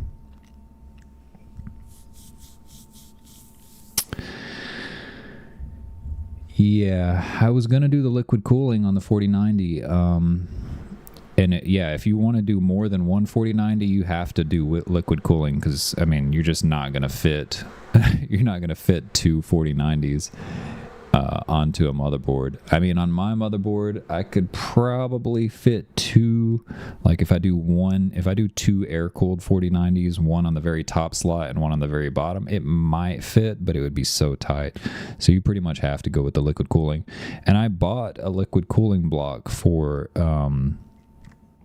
this GPU, and then it turned out to be, there's so many options. There's like, I figured, okay, it's a RTX 4090 made by Gigabyte, so I found some little compatibility thing online. I was like, all right, cool, I'll get that one. No, there's like 20 different versions that are like, it's like Gigabyte, Gaming Force, OC, whatever the code name is for the model, make and model and all that stuff. And so I just didn't get the right one. And then by the time I returned it and was waiting on the return to process, anyways, I ended up just going with the air cooling. But very soon I will be getting the liquid cooling as well, and adding it to my loop, especially whenever I go to get the second GPU, because you pretty much have to. There's just not enough room in the case.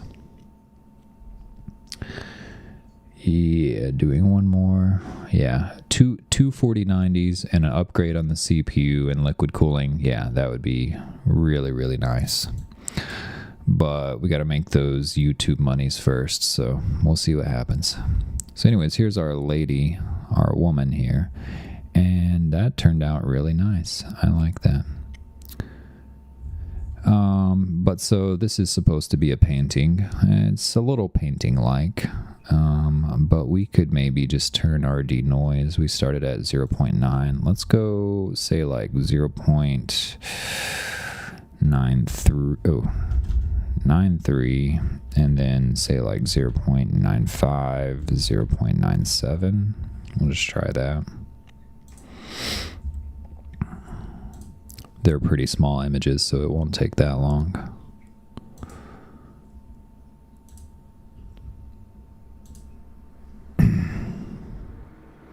And yeah, I was going to mention Baka on the whenever you're looking over here in the terminal, you have the option to turn the params and the prompt right here. If you don't want to see all that being printed out in the terminal, you have the option to turn that off. It's still going to show all of this output over here for every node in the graph, and it still is going to show this progress bar right here. That's something I haven't figured out how to turn on or off yet. I was trying to capture. There's a way in Python and other languages you can kind of capture the output of a function. So whatever the sampler functions that are calling. That are being called internally and that are emitting all of this text. There's supposed to be a way to capture that stuff and suppress the text output, but I haven't figured out how to do that. Certain ones of these classes, they kind of do what they want. So, but anyways, you can turn the params and the prompt. You can turn all of that off in the printing, so you just end up with just this little bit of stuff over here. Again, other than the progress bar, I can't figure out a way to turn that off yet. Oh, wow. Okay. This one's really close up. Yeah, that's pretty nice. It's not very painting-like, but it's pretty nice.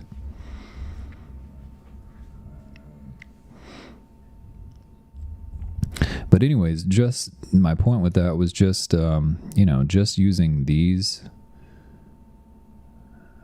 3 rads mainly to cool the superheated and handles. Oh, 3 radiators. I see what you're saying. Yeah. That's a painting. Yeah, exactly. Yeah, these images are pretty good. I think I like this really close-up one. I like this chick here, too. Actually, they're all very attractive, obviously. But obviously, this one's super detailed. Yeah. I like zooming in as far as I possibly can. I mean, even at this level of zoom, I really am not seeing much in terms of like artifacts. It's very... very realistic, very detailed. The teeth sometimes get messed up, but even, here, all the details on the lips and everything, very high quality. Yeah, I'm a fan.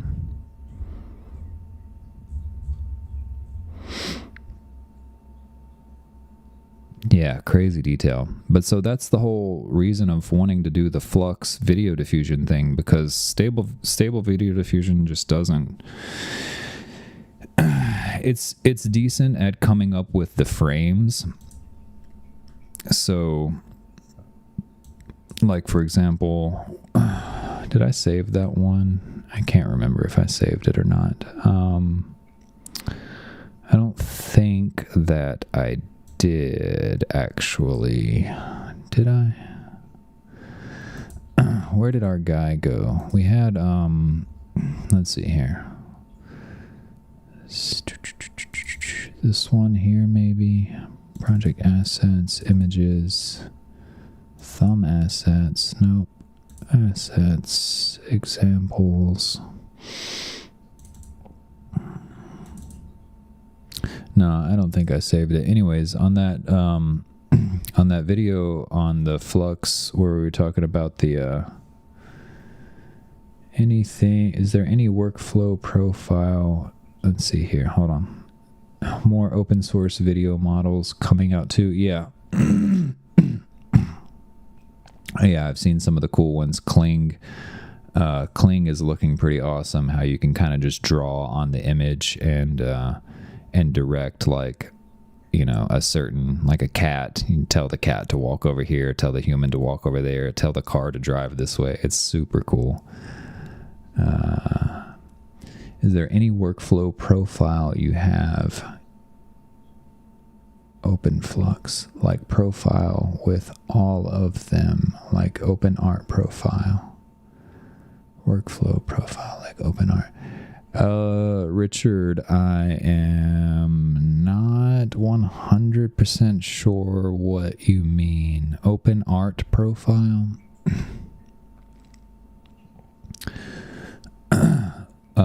Open Flux? No, I haven't looked into Open Flux yet. I'm not, it does sound interesting though.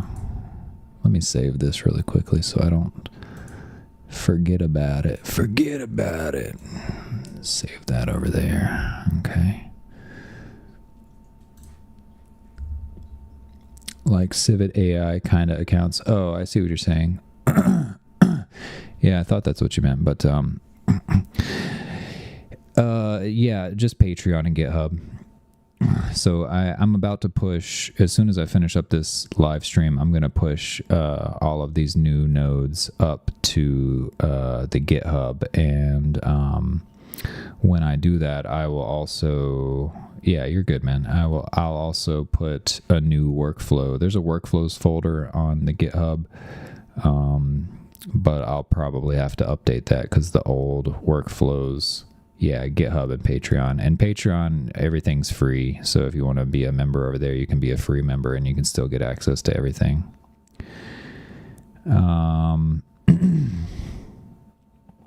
Right, yeah. So I'll also put a workflow on Patreon, and I'll update the workflows folder in the GitHub repo as well.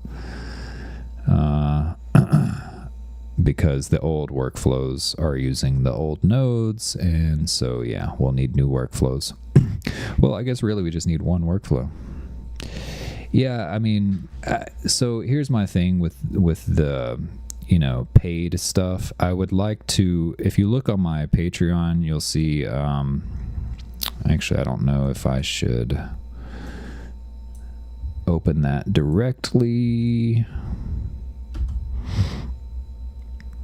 Yeah, so if you look on my Patreon, you will see, making sure there's no like member data being shown here before I show it on the stream, just in case, you know.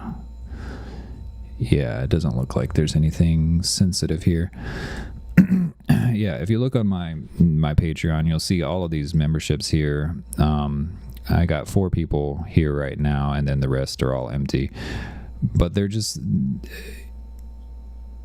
log in. We won't take your password, promise. Yeah. So all of them, they say the exact same thing. You know, there's nothing different about this tier. You're basically just, you know, choosing to support me if you want to do that. But that way all of the content can be, you know, the workflows and the custom nodes and everything. Yeah, I mean, I do intend to make money off of this. It's not, you know, it's not like I'm over here just trying to be super altruistic about everything. Obviously you got to make a career, you got to make a living, you got to pay the bills. But my goal is to do it. My goal is to do it in a way that doesn't directly charge people. I mean, you know, you think about like Facebook, how much money do they make every day? And they do it without pretty much ever charging anyone. So, you know, there are ways to monetize things without charging your, you know, your viewers or your, you know, audience or whatever directly.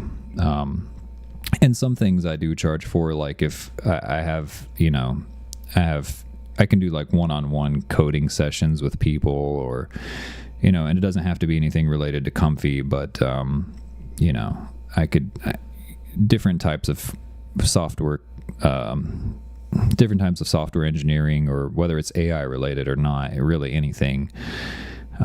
Or, you know, managing your Comfy, tweaking your workflows, stuff like that. So like I would charge for like one-on-one sessions to do stuff like that. And there's some other things that I have that are more like one-time charges for certain things, but in terms of like an ongoing, like monthly commitment to pay, a certain amount or whatever. I just kind of want to leave that for people to decide to do. If they want to do it, if they like the stuff, then they can support it. If not, then, it is what it is. There are other ways to monetize things. That's my point.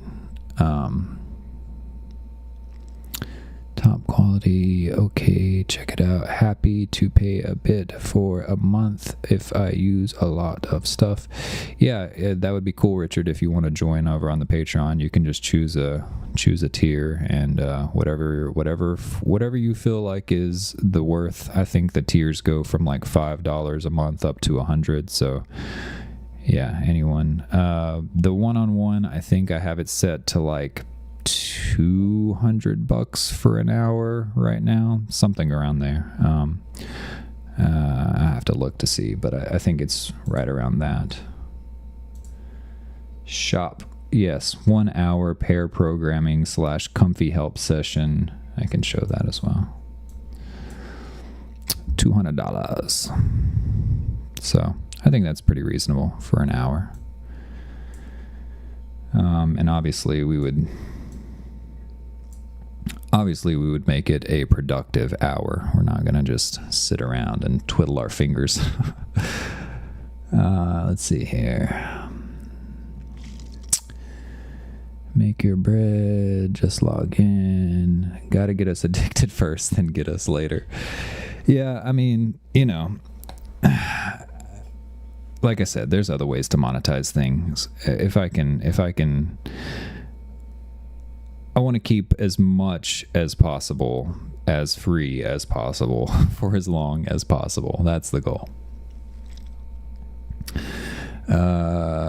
In-depth comfy tutorials like on your nodes and stuff, or on nodes and stuff. A paid tutorial series. Yeah. At some point when I have more time, I probably will do like a longer, deeper kind of in-depth things.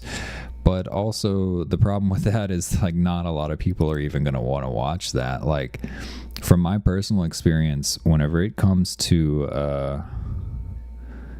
USD, whenever it comes to trying to teach people things like really in-depth technical things in terms of math, physics, software engineering, that kind of stuff, AI, most people want the 10-minute highlight or less, 5-minute highlight.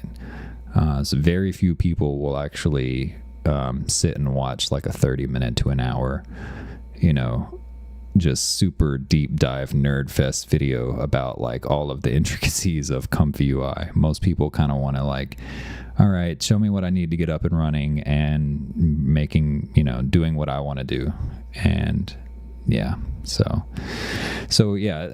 my point is, I don't know if it's like really worth investing, making all of those, because I go like super OCD when in the video editing process. I know it might not look like it. It's, pretty simple videos, but in terms of like, I'll go through the video timeline and cut out every single breath, every single little, mouth noise that I make whenever I'm recording. Like I cut it all out. So I go like, super OCD on that stuff. So if I spend like 5, 6, 7, 8 hours to produce like a 30-minute long or maybe an hour long, like really in-depth tutorial on stuff like this, and then like 3 people ever end up watching it, it's like, well, I don't know if that's really, the risk to reward is really worth it, especially right now. Like later on, once I am,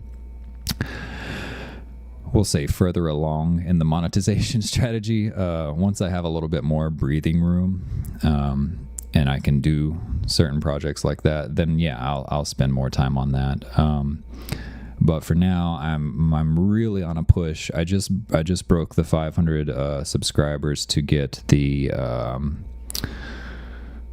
I think we're at like 560 or something right now. But to get, because the first tier of YouTube monetization is like channel memberships and super chats and that kind of stuff. So you don't get the ad revenue at that tier, but you do get, some extra stuff. So we just kind of broke that subscriber goal for that, and now I just got to get the watch hours up and and then we'll have that.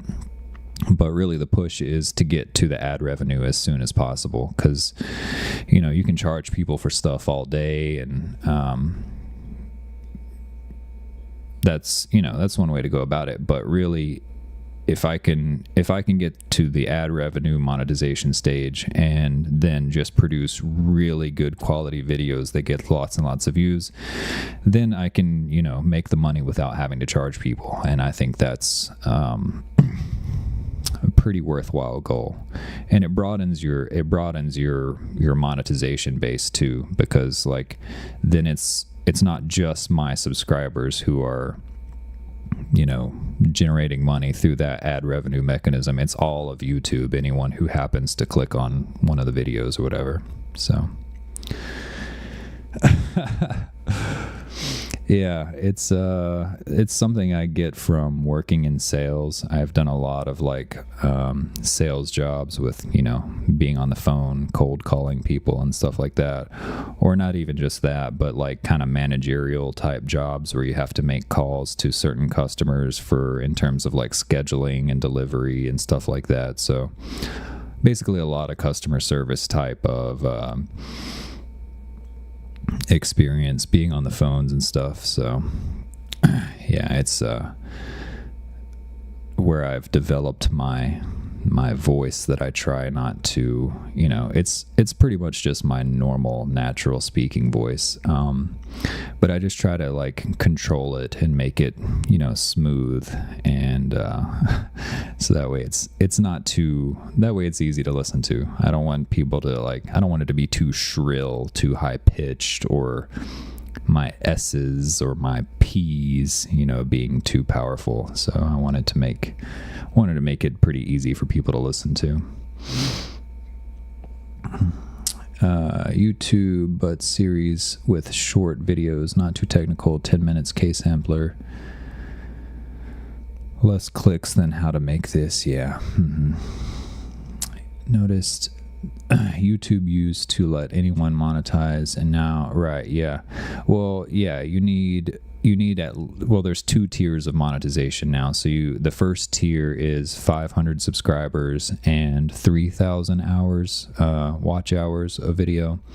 And then the second tier is 1,000 subscribers and 4,000 watch hours. So I got the 500 subscribers. Thank you guys for that. And I'm just working on getting my watch hours up now. I think we're around 600 or 700 watch hours right now, and we got to get that up to 3,000. So it's not too far off. Got a three or four exit, and we'll get there. But that'll be the first tier of monetization. So that'll get me super chats and channel memberships and stuff. So it's kind of like the same thing as Patreon, where people can have a membership to your channel, but instead of doing it on Patreon, you just do it on YouTube, which I think is useful because not everyone who has YouTube has Patreon, and a lot of people don't want to go and make another account and migrate somewhere else. So if I can just do it all on YouTube, getting channel memberships, and when I'm doing live streams like this, people can do super chats and stuff like that, and little $5 donations here and there with chats or text to speech kind of stuff. So there's all of that, but got to get the watch hours up first before I can qualify for that. But yeah, really want to get to the second tier as quickly as possible, because that's where the ad revenue comes in, and then you don't have to worry about trying to get people to pay for stuff. You can just make good quality content, and then you get the ad revenue from the video, and then you don't have to charge anyone, and people don't have to pay you stuff. So it's kind of a win for everyone. I like YouTube. It's a pretty good platform. I know there are issues, obviously, with all of the major tech platforms in terms of what they do and don't allow and stuff like that, but for the most part, in terms of the analytics and how the algorithm works to get your content out to the people who want to see it most, YouTube is a really solid platform in terms of those kinds of things. Hey, what's up, Sandro Lorini? What is up? Not a whole lot. Got some late joiners. That's pretty cool. He'll get there quick. I hope so. We're working on it. $5 Made a $5 years ago upload 1x video on how to fix a game controller. Pretty cool. Yeah. He's putting out solid content. Yeah, I'm trying. Ooh, he's trying. Yeah, I got to get through it. It's hard for me I get into these different modes of operation. Like whenever I get into coding mode, and then I'm just like in this deep, dark coding hole, and then I'm just like sitting in front of my screen with no lights on in my dark coding cave for like 3 days straight until I get very fixated. Once I get on a project, I'm like, I will finish this, and I'm not stopping. I'm not sleeping, I'm not eating, I'm not doing anything else until this is done. And then whenever I have to get back into like the, recording is not natural for me. I'm not like a theater. I never took any theater classes or acting or anything like that. So I'm not, that's not really my forte. The video editing side of things I really like because it's very programmatic. It's, very formulaic. So it kind of goes along with like, the same kind of vibe as software engineering and that kind of work. So I like the video editing side, but in terms of like whenever I have to put the camera on and hit record and then like do my takes and read my lines and are my facial expressions good, or all of that stuff, that's not really natural for me. So that's something I have to really work on. And whenever I get into the like crazy, I call it like crazy hair mode or like Einstein mode. You know how like Einstein had that crazy hair, and it's like I've known several people who are like this as well. Whenever you get, let's say you're just like sitting there writing code for like 12 hours straight and you're like, messing with your hair the whole time, like ripping your hair out. And by the end of that 12 hours, you kind of look a little schizo. You look a little crazy. You don't really look normal because, you're sleep deprived, you're food deprived, you're stressed. You're like, and so at the end of that like binge of writing code, you feel kind of like a drug addict or something. Like you're just kind of like, I don't feel normal. I don't feel like I belong in normal society. So then I have to turn the camera on and go back into like being normal. And so it's kind of, it's hard. I need to figure out how to balance that more. I think yeah, it really is. It's like you get kind of into this zone and you just get fixated on stuff. Yeah. And then, it's mostly what it is sleep deprivation. Whenever you go 2 or 3 days, only like 1 or 2 or 3 hours of sleep each day, by the third day, you're like, you're pretty much like a cokehead. You start hallucinating and, you look all disheveled. You got, beard crumbs all over your shirt. And it's not a good look. So, but anyways, I think, and on top of that, again, the filming, recording kind of stuff is just not very natural for me. So, one thing I realized is that I think I need to record some type of video like every day. I need to spend like maybe an hour or 2 or 3 every single day. A crackhead FlowState coding stream, yeah, that's. If only I had turned my camera on the past like 2 or 3 days, you would have seen it. It's a lot of pounding energy drinks and not sleeping. And one thing I'll do. This is like maybe not advisable.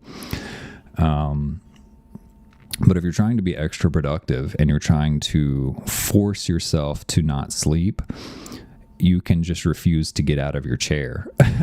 So I will actually like refuse to get out of my chair. I'll be dozing off in my chair and like literally falling asleep. And then I'll just like fall asleep like this.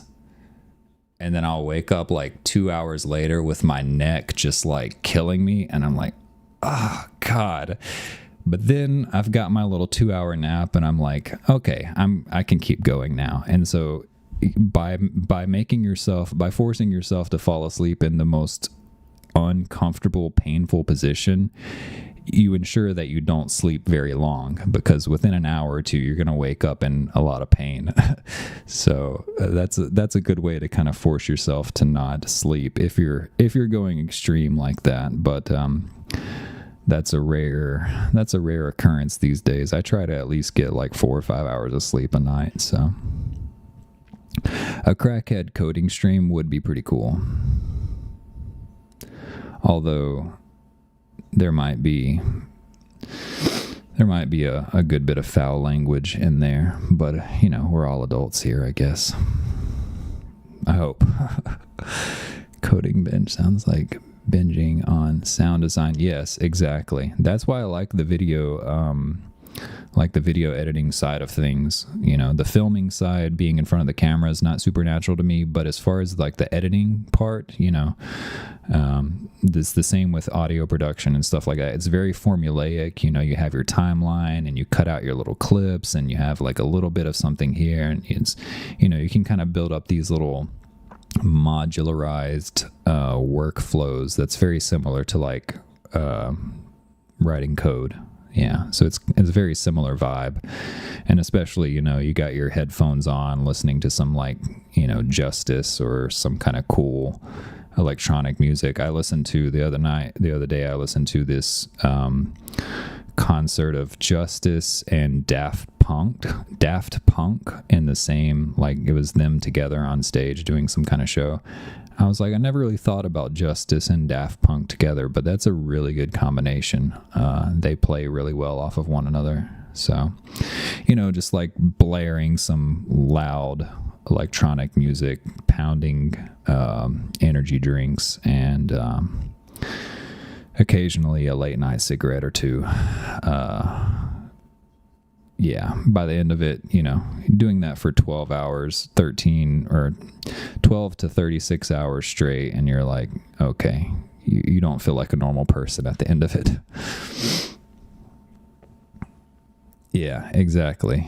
Yeah, you feel your forehead on something, and it's your synth keys. Yep. But then you wake up and you're like, oh, well, I guess I just got like at least 2 or 3 hours. I fell asleep on my desk, or like I fell asleep in my chair or whatever, and my neck is killing me now. But, other than that, I'm awake now. So time to keep going, I guess. Like it really just depends on how badly you want to do something. Like if I really want to get something done, and it's not like, oh, I have this deadline, I have to get this done. But it's like, you have certain things that you just want to do. Like if you're a gardener, you're like, I really want to get my garden done. And it's not like, there's no deadline. I mean, I guess there's a seasonal deadline or whatever, but there's no one telling you to do it. You're not forced to do it, and for any reason. It's just, you have a natural drive. You just want to go make your garden. And anytime you have free time, you get out there and you do your gardening, and it's just a natural drive. So if I have something that's a natural drive like that, yeah, I will just devote all of my time to it until it's done.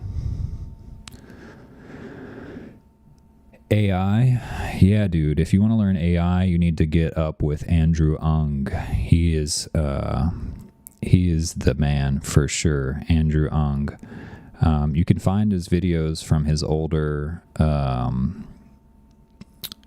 I learned AI before I ever took a calculus class. I didn't know jack shit. I didn't know anything about linear algebra, matrix vector operations, no calculus, nothing. And I took the Coursera course that he has. Andrew Ng, he used to be a professor at Stanford and a couple other places, and then he made this. I'm sure you've heard of Coursera. He founded that. And I'm pretty sure he's doing that full time now. I haven't checked in on him in a while, but the way he breaks down how like the machine learning models work and stuff like that, you don't even need a math background. As long as you can multiply and divide and add and subtract, like you could figure it out. He breaks it down, and he has good slides and stuff, and he keeps the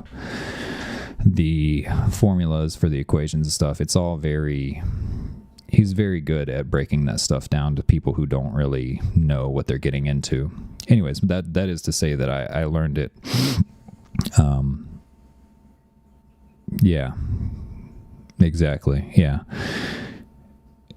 yeah, it takes a while to really get into math to a point where it's like no longer boring.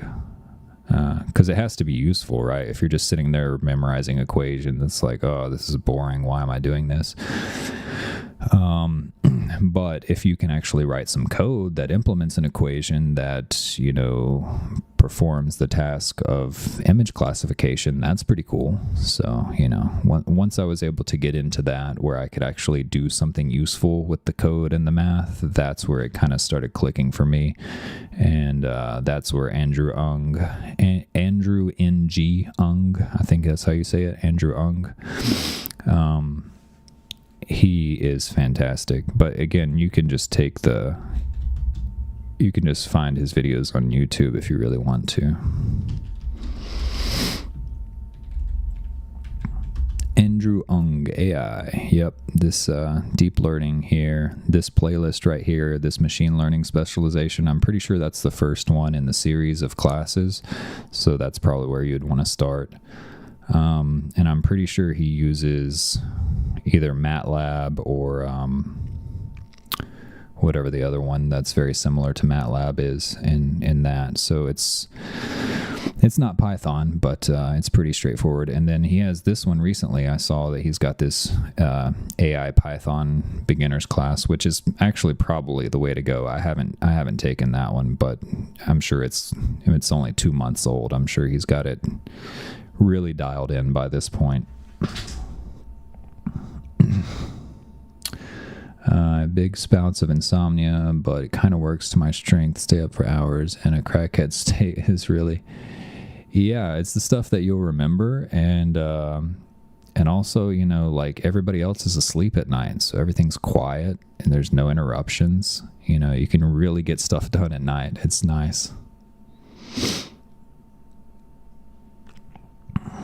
Yes, everything, when you're in a role, everything's falling into place. You don't want to stop. Yeah, it doesn't matter how tired I am, how hungry I am. I'm like, yes, okay, let me just tweak this a little bit more. Okay, cool, that worked. All right, cool. That's a little bit more here, a little bit more there. And like, you know, it's like a sculptor. Like the big picture just kind of comes into shape as you go.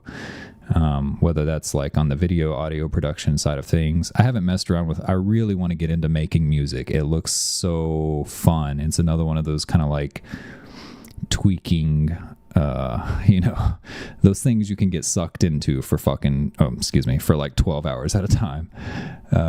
Music production. I would really like to get into that.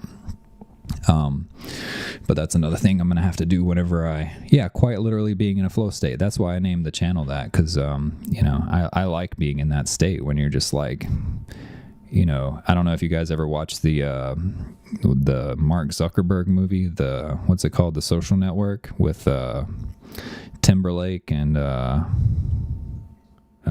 whatever the guy's name is who plays Zuck. They call it being wired in. Oh, I'm wired in, you know, that kind of state. It's the same thing as being in a flow state. Yeah, that's, yeah, I really like it. Plus, I live in Florida, so flow state's kind of like a double entendre kind of thing. But mostly it's for the flow state, like state of mind. My bird pooped all over my house just now, and I unfortunately missed any responses about the bird. Well, the bird is, I think the only thing that I said in response to that was, I will trust your word that bird is the word. I have heard that bird is the word. So it sounds like you may be onto something there. I got ADHD, and if I can use something, then I really start learning. Exactly. Contextual learning. That's what I always say. Learning is all about context. Because if you sit there and just memorize formulas or memorize whatever, some table of facts, you're never going to be able to remember it later. You're never going to recall it later. So if you really want to solidify something into your long-term memory to where 70 years from now you can remember it, it has to be contextualized. Like you have to, like if like if you're working on a car and someone's like, oh, here's a whole checklist of things that, like, here's all the tools you need, here's all the material. It's like, I'm not going to memorize this list. You just expect me to memorize this list.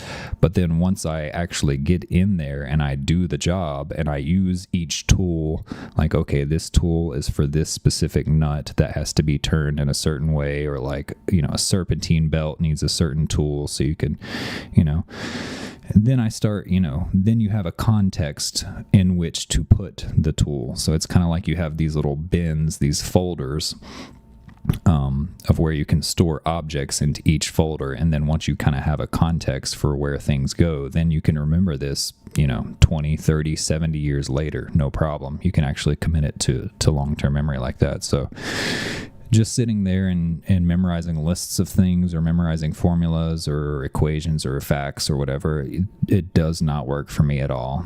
The Andrew Ng of Comfy UI is probably one of the highest rated compliments I've ever gotten, or at least in this sort of context. Andrew Ng is really the man. But I think it's if you can't explain if you can't explain it to a 14-year-old, I don't remember who I heard say that, but I heard someone say one time, if you can't explain something to a 14-year-old, then you probably should stop trying to explain it. Like, you probably just don't know what you're talking about, because if it's too complicated that you can't explain it to a 14-year-old, it's probably not that complicated. You probably just don't understand it well enough to, because most things you should be able to at least explain things to, a 14-year-old should be able to understand. So anyways, but I think that's a good litmus test, and that's kind of the Andrew Ng philosophy. He hasn't, I haven't heard him explicitly say that, but he if you can't explain it to a 5-year-old, then you don't understand it. Right. Exactly. So yeah, if I can't break something down to like a really small child or something like that, then I just won't even attempt it.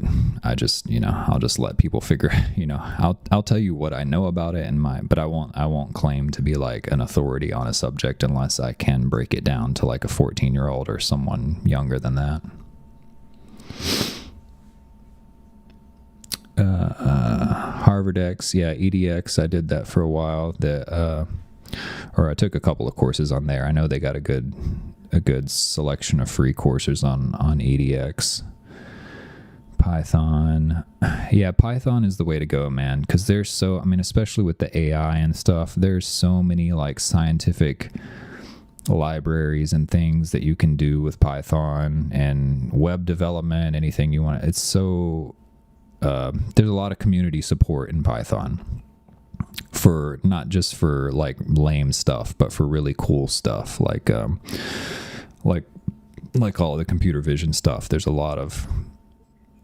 lot you can do with Python without being super, without being a super software engineer.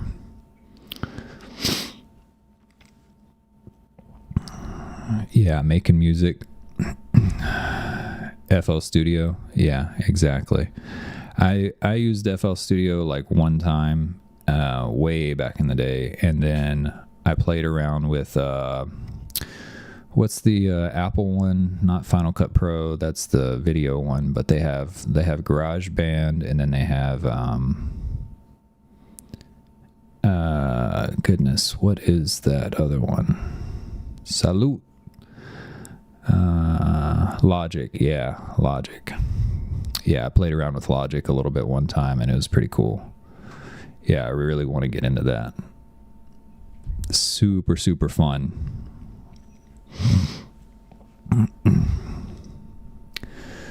The problem with AI too, there is so many things you can get sucked into. Yeah, exactly. Yeah, you got to focus on. Yeah. There's a million different things to get. I like focusing on the core useful things, like image and video and song generation. That's very useful.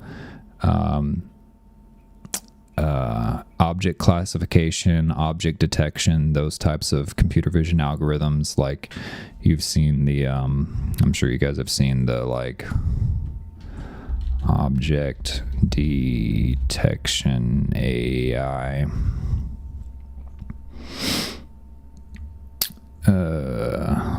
Like the YOLO. Oh, this is another one here, this YOLO algorithm. Hopefully that's not muted. Yeah, so like this type of algorithm, the YOLOs,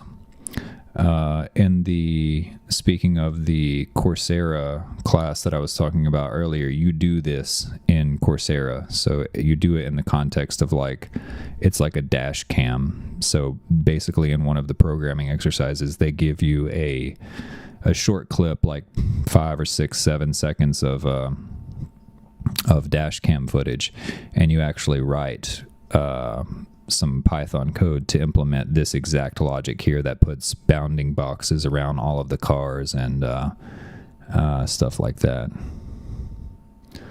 Hold on, I gotta catch up on the chat here. Let's see here. Just forget it 5 minutes later. Yeah, exactly. But I can remember IP server from 5 years ago. Yeah, because you have a context for, you know, what you learned fits into a specific place. So it's not just like random knowledge. It's contextualized in a bigger picture. Research on OpenFlux. Yeah, I definitely want to monetize legally on YouTube. Yeah. Rumor has it though you can ask for permission to use Flux Dev commercially. Oh, right, yeah. Didn't Einstein? Yeah, all open source Python backend. Oh, Alexander, yeah, we're a little kind of already happened. We have to skip back. But yeah, if you have any questions, Alexander, let me know. I still haven't been able to restore photos without changing details such as faces, etc. It's very difficult to preserve details and get a predictable result. Yeah, so we were doing some examples here earlier of this like image to image. So we have this woman as our input here, and depending on what you set your denoise value at in your sampler, you can see we tried 0.93, 0.95, 0.97. And it also depends on what you have for your prompt. So you have your prompt to consider, and then you have your denoise value to consider, and of course your sampling and scheduling algorithms to consider. But by kind of tuning those things, you can use an input image like this and essentially take this same person with this same face and same shoulders and neck and everything, like very, you know, identical build to this person and all the facial details and everything, and change their styling or put them in a different environment or stuff like that. I mean, without even using control nets or anything like that, just pass a latent image into your sampler. Just pass an image in as your latent image into your sampler, and then mess around with your prompt and mess around with your denoise value and your I really don't mess with the scheduling and sampling algorithms too much. Most of the stuff that I'm doing is like photorealistic stuff, and Euler DDIM uniform works really well for that. So I'm hardly ever doing any kind of like animations or anime cartoons, any kind of things like that. This is Flux. This is the NF4 model. So this is the smaller, more efficient model. And I still haven't tried the GGUF version of Flux, but as far as the models go, of course you have the Flux Dev and the Flux Schnell, and then you also have the Flux NF4, which is kind of like a ported version of the Flux Dev model. It's very lightweight. Like whenever I'm running the Flux Dev model, I usually my VRAM will get maxed out, and so the 4090, there's 24 gigs of VRAM, and it'll usually almost max out. Like it usually uses up like 22.9 or 23 gigs of VRAM, And the NF4 is usually around 10 or maybe 12 gigs of VRAM total. So a huge difference in performance, and you get the exact same results. So if you're asking about, Flux versus Stable Diffusion, I would say if you haven't tried the Flux NF4 model, I would definitely recommend that, because it is can G Guff to GPU and CPU split. Yeah, Flux Dev over 512 is fast, but 1024 maxes. Yeah, Flux Dev at 1024, it'll definitely max out your, exactly, yep. So try the NF4. Try the NF4 model. Don't use the dev model. I have the 4090, so I can handle the dev model, but I mean, I hardly ever use the dev model anymore, because Flux the NF4 model is just as good as the dev model in terms of the quality and, the results and everything of the image. But again, it uses like half the VRAM. So if you're using, I'll try NF4. Is it better than Guff? I don't know if I've heard of Guff, unless you're talking about the like GGUF version, which I haven't tried yet. But if you want the NF4, it's over at this guy right here, Ilias Fiel. He has this Hugging Face page called Flux One Dev B&B NF4. You see no difference from Dev. No, Dev and NF4 almost nearly identical. I don't see a difference at all, really. Let's see, Alexander. When you have a bad photo, if you set the high noise value, the image will be better, but then we'll lose. Yeah, you need to start with a pretty good quality photo. And if we make the noise value smaller, we will not restore the details right. Exactly. Yeah, so the higher your denoise, the more your generated image will dominate the picture, the output, and the lower your denoise, the more your input image will dominate the output.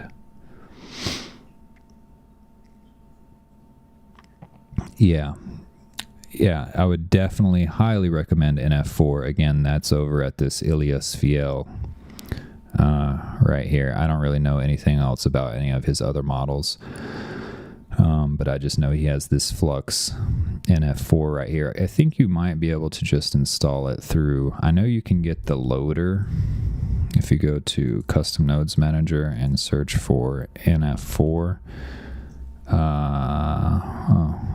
This is not, interesting. This looks like a newer one right here. This is a loader. I haven't seen this one yet, but this one looks like,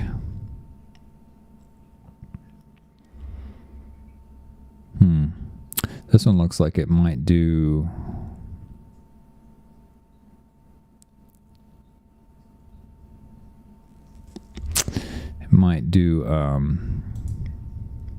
multiple different formats of models anyways.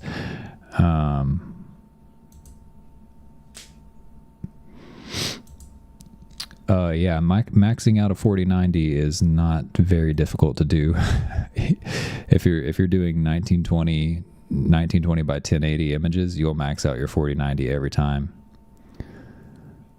But yeah, definitely check for the NF4, and you just put this, he's got two, one of these says V2, but the model file is pretty much the same size. I just have the V2 one, but you just put that into your checkpoints folder, and it is really fast and same identical results as the dev model.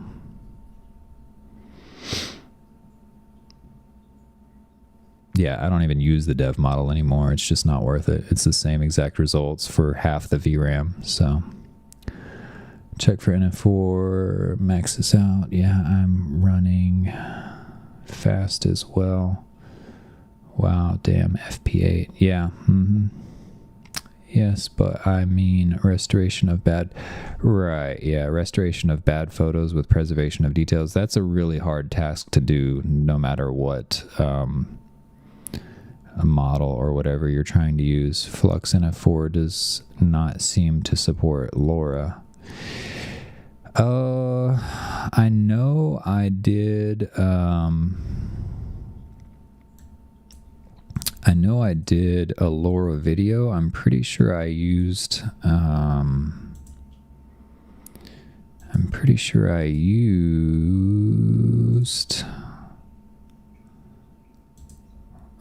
God. We're going to be missing some nodes here. This is how I had it set up with the LoRa. And yeah, I was using NF4 here. So here's my LoRa that I had from X Labs. So you just have your checkpoint loader NF4, and then your LoRa sits right there in between your NF4 model and your, at least with this setup right here, Alexander, the LoRa will work. Again, I'm not a super big fan of LoRa's, but it does work in this configuration right here. You have your checkpoint loader NF4, LoRa, and then off to your sampler. So if you have something like this, you should be able to get it to work. These are my Sarge nodes that I don't have anymore. Farewell, Sarge. Oh, God. Yeah, sorry about that prompt there. I was testing out something. Oops. Yeah, maybe most of y'all didn't catch it anyways, but back to the unsaved workflow. It's the safer workflow. I would really like to know how to speed up Super. I think NF4 supports some. I could have sworn a couple of them worked. When I use Forge, after all, it only works on SDXL. Yeah, I don't know if I know exactly what you're talking about there, Alexander, but check those, that X Labs. Again, if you just jump over to Hugging Face, X Labs, Flux LoRa collection. Yeah, this is all on my search history, thank God. But X Labs, Flux LoRa collection. If you check this out, yeah, you can use that with NF4. And they have, you know, all of these LoRa's right here. Disney, anime, furry. The furry thing cracks me up every time, whatever. Anyways, MJV6, I'm really not sure what that is, but they have that as well. Realism, scenery, they have all these LoRa's here that should work with the NF4. Wish we could post screenshot. Yeah, that's one thing that sucks about the YouTube chats. My workflow would make you throw up. I mean, you can always post it in the Patreon if you want to post it in the one of the Patreon chats. There are 3 chats going over on Patreon right now. Let me make sure I'm not showing anything that can't be shown.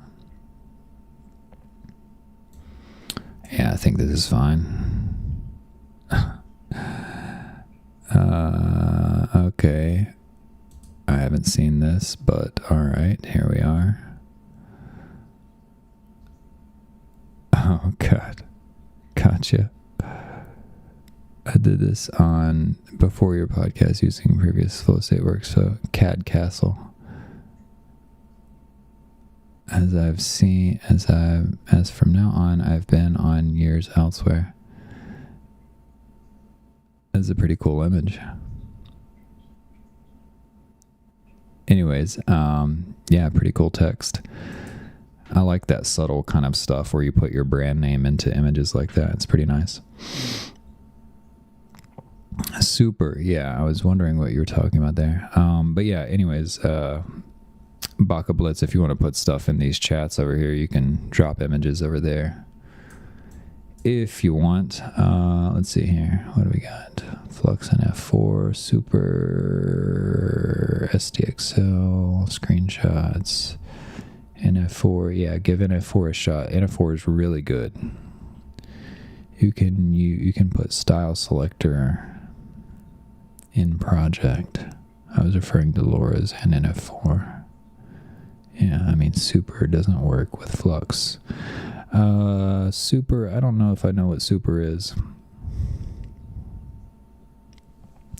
Is it only for me that all cars become different from real ones with mistakes and such things? I can't understand how to achieve a car close to reality.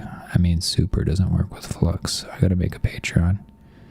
Yeah, Patreon's pretty cool. A little more flexibility. I really wish the YouTube thing, view your channel, the posts section on YouTube, they really need to do some work on that. The polls are nice,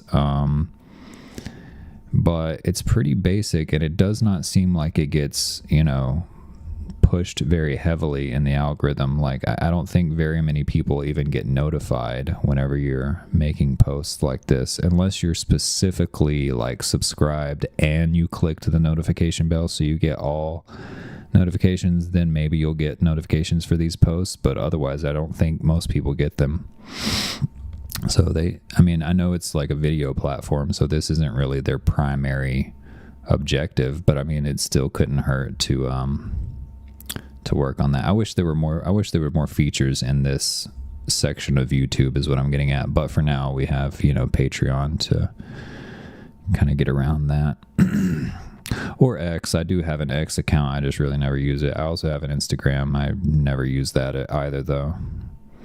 My two favorite things to use are YouTube and then Patreon and GitHub. And then after that, I would go to X. But, so there are options.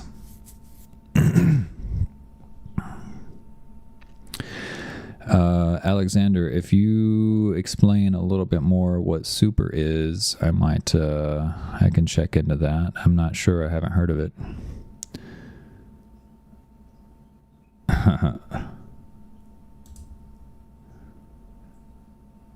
Pin message, add as moderator, hide it.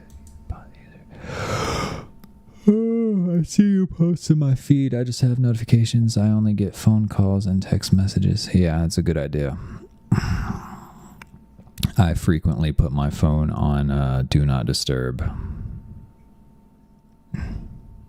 Well, that's good. At least at least it's showing up whenever you jump on YouTube. Yeah, that's good. But yeah, I'm a big fan of do not disturb mode.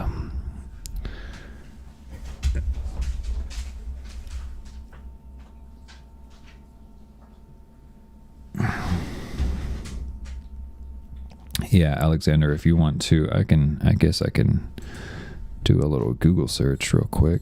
Flux super. Super, is this what you're talking about, Alexander?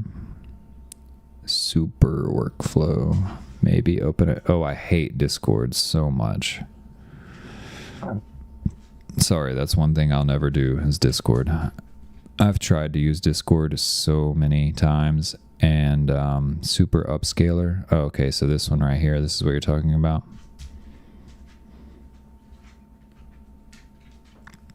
I've tried to do Discord so many times with different people, and every single time I do it, it's like we sent you an email so you can confirm, confirm your login or whatever. And then I go to my email, I never get an email. I check the spam, I check the trash, I check everywhere. There's no email from Discord ever. And it's just so messy, like all of the different servers and boards and everything. It's just like diving into a Discord server is like, it's like a freaking... It's like an environment. It's like an ecosystem all of its own. Like, I get why people use it because it kind of sucks people in. Once you get on someone's Discord server, you have to like learn their language and their ways of doing things and stuff. It's just like, I can see how it draws people in, kind of like indoctrinate them into your family or whatever, pretty much. But I hate Discord. It is so complicated.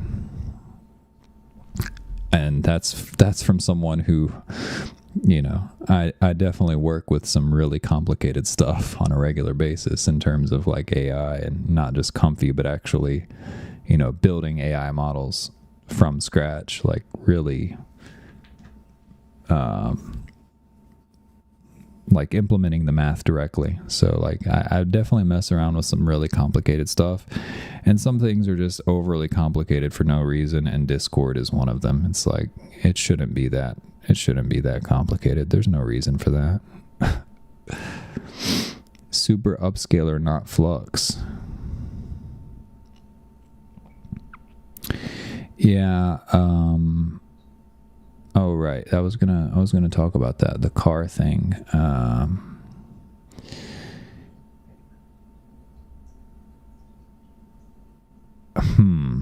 Let's see. Let me close out some of this stuff here. AI. Let me see here. Silver oxides. Let's go. We have NF4 loaded up here, so let's try. Let's go. Let's go first with an empty latent, and we'll go with, say, like, we'll just go with 1024 by 1024. Nope, not 1208. What is that? 1024. Yeah. I trained my car with 50 photos, and now I'm able to put my car with mods or anything, and it looks real nice. Yeah, that is definitely the one use case for LoRa's. But man, check out Latent Vision, because I really want to learn how to do the IP adapter stuff that he does. Some of the stuff that he's doing with these IP adapters, it's like, that's the other reason why I don't feel like LoRa's are, I mean, I definitely don't want to have to train a LoRa. If I can accomplish the same results with a control net or an IP adapter or something without having to train anything. But Latent Vision, his channel on YouTube, he's doing some really cool stuff with IP adapters, in terms of like bringing in parts of one image into another. The only problem with his channel is that for the most part, for what I've seen, is it's like all stable diffusion. It's not like Flux stuff, unfortunately, but it's good to learn, and then you can kind of like transfer that over to Flux. Discord has problems. Yeah, for curating a community, yeah, again, I can definitely see that, because you kind of like have to like if you want to be on someone's Discord, you kind of like have to be part of their crew to really know how to use everything. So it definitely probably curates a community effectively. I'll check. I'm not sure if Super works with Flux, but thanks for the explanation. Right, yeah. I have to look at the Super thing. Yeah, I'll have to look. I'm not going to open it up right now, but I'll look at it sometime pretty soon. Remember Mr. Horse? No, sir, I don't like it. Yeah. Love Latent Vision. Yeah, Latent Vision. He is getting into Flux. Yeah, so that's pretty cool. Yeah, Latent Vision is awesome. Mateo is a cool guy. Very smart. Yeah, Latent Vision. His Flux video, his deep dive on Flux was really cool. So highly recommended.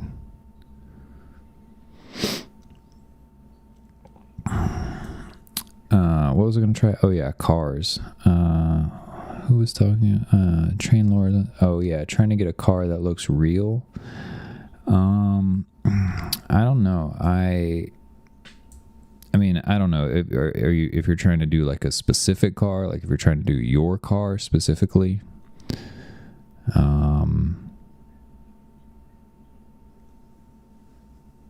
or just cars in general, because Flux, I mean, I haven't really had too many things that I can think of off the top of my head where it just won't generate something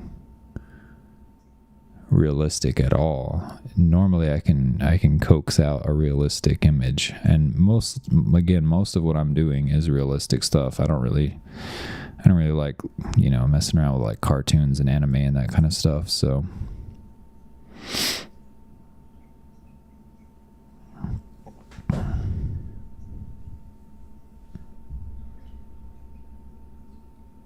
Let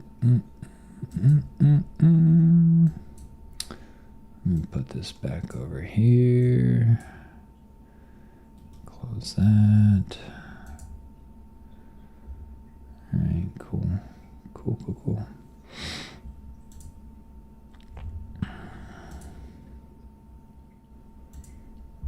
I mean, I have my car that I've been using for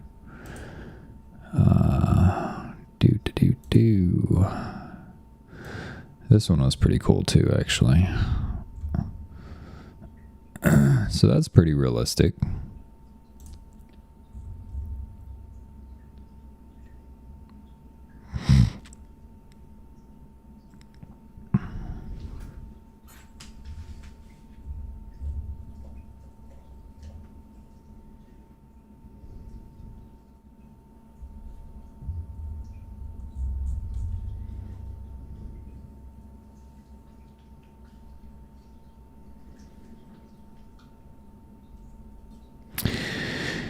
Yeah, so, if you want to, 6 cents, if you want to message over on Patreon or something, let me know if you're still watching. But let me know about the cars thing, and I'll check that out.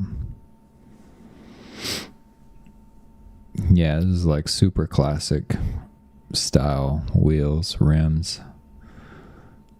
I don't even know if this is like the body of a Ferrari. I just know I was like trying to generate a classic Ferrari.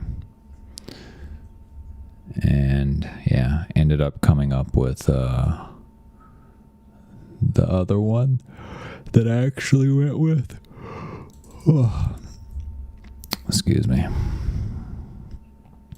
Yeah, this one that I went with here. So there's that one. This is not the original one, actually. I think the original one... Yeah, this one is the original one, and it just happened to like turn out perfectly.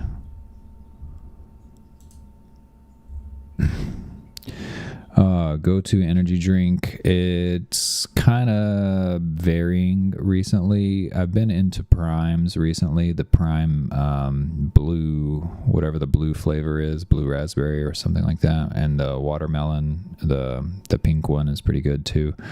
But recently I just discovered the Ghost energy drinks, the like Warhead sour watermelon and sour apple ones. Those things are fire. That's my new favorite energy drink recently.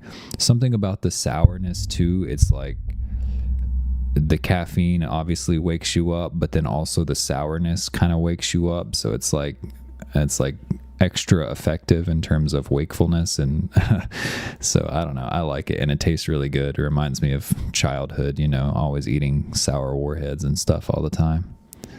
So that's my recent go-to energy drink. And other than that, Prime. Celsius is pretty good too. Celsius is like crack, dude. Celsius will, if I have like 3 Celsius in a day, I probably am not going to sleep for like 2 days straight.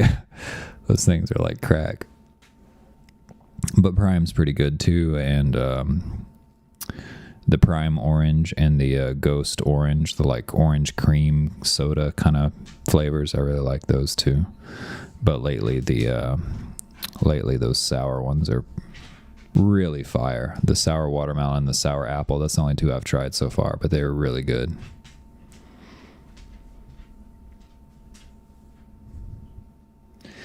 Speaking of, I'll save that for tomorrow. It's getting late.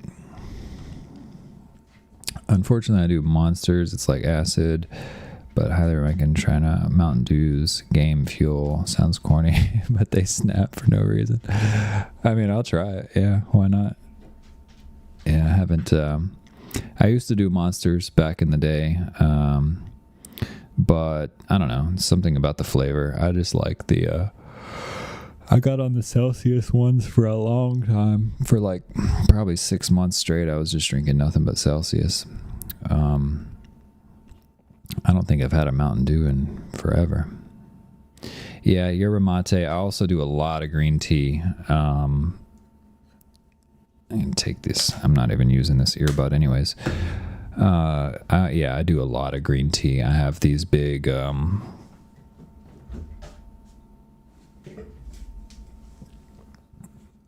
half gallon jars, and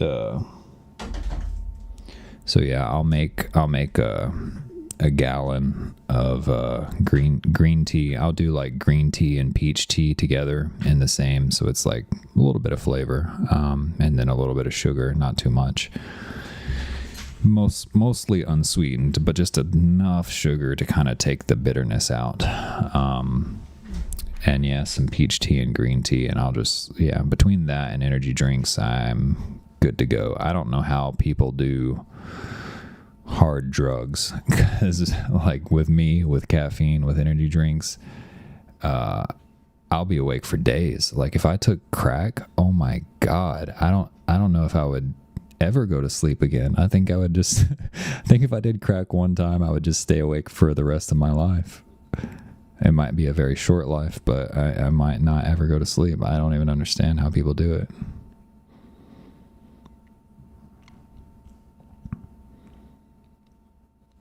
Yeah, I did quit caffeine for a while. It depends on, Monsters are not great.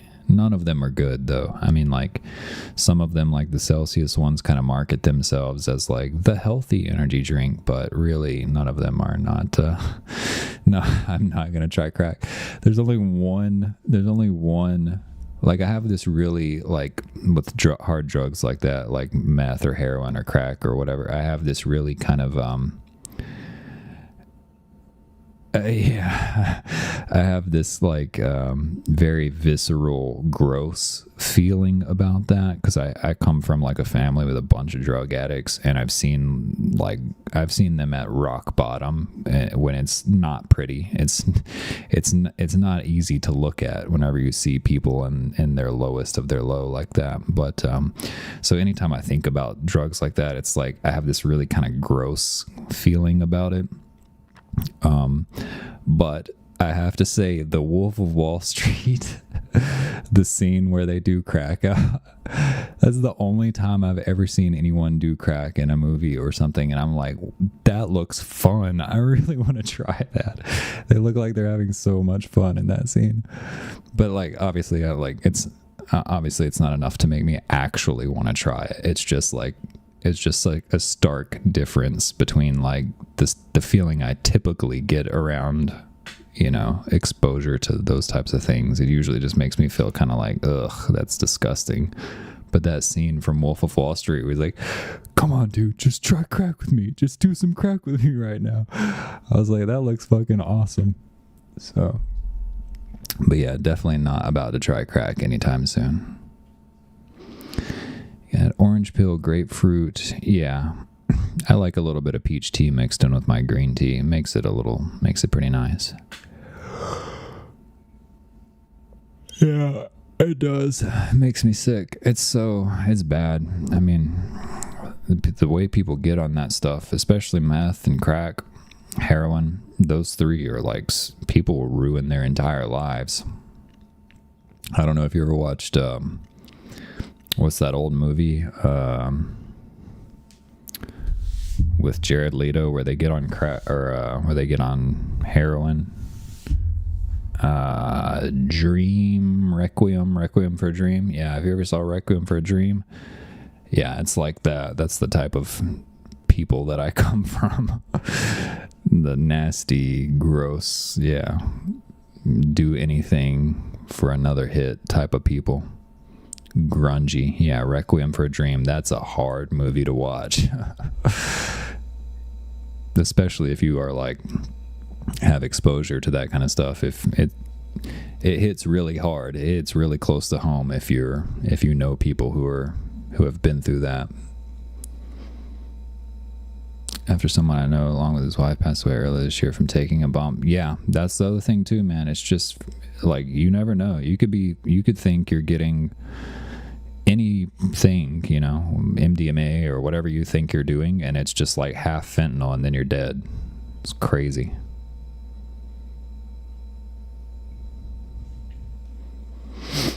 Yeah, it's not. Yeah, it's definitely pretty foul. That's for sure. I grew up mostly in North Georgia. Lot of meth around North Georgia. Not a fun place. I mean, I'm not going to shit on all of North Georgia. It's pretty nice in some places, the mountains and stuff, you know. But a lot of drugs up there. Yeah, I'll have to watch Requiem again pretty soon. It's a gnarly movie, but it's, it's something to watch every once in a while. He has another movie. Some of his movies I really like, and some of his movies I absolutely hate. It's really hit or miss with Jared Leto for me. But what's that other one? Mr. Nobody. That's a pretty good Leto movie. And Mr. Nobody, Requiem. I feel like there's another big one that I'm missing.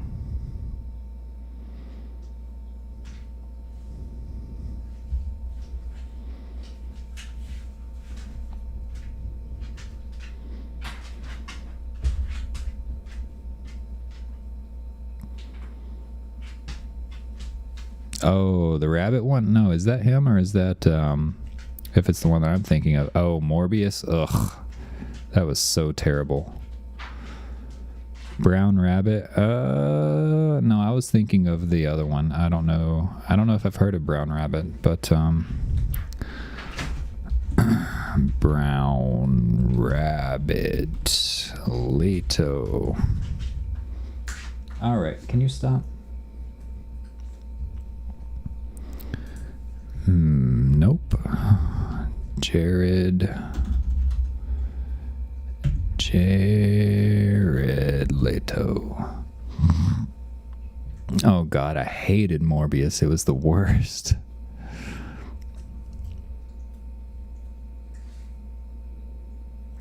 It was so bad. The visual effects, the acting, it was just all around. I don't know why he even agreed to do it. Vincent Gallo? Oh, okay, I got you. City Rabbits, yeah. Yeah, no, Morbius was so terrible. I mean, I guess, you're making money off of it. There are just certain things. If I was like in the middle of the production of that movie and I was Jared Leto, I would be like, this is beneath me. I can't do this. I'm sorry, guys. I gotta call it off. I know you've already spent all this money and stuff, but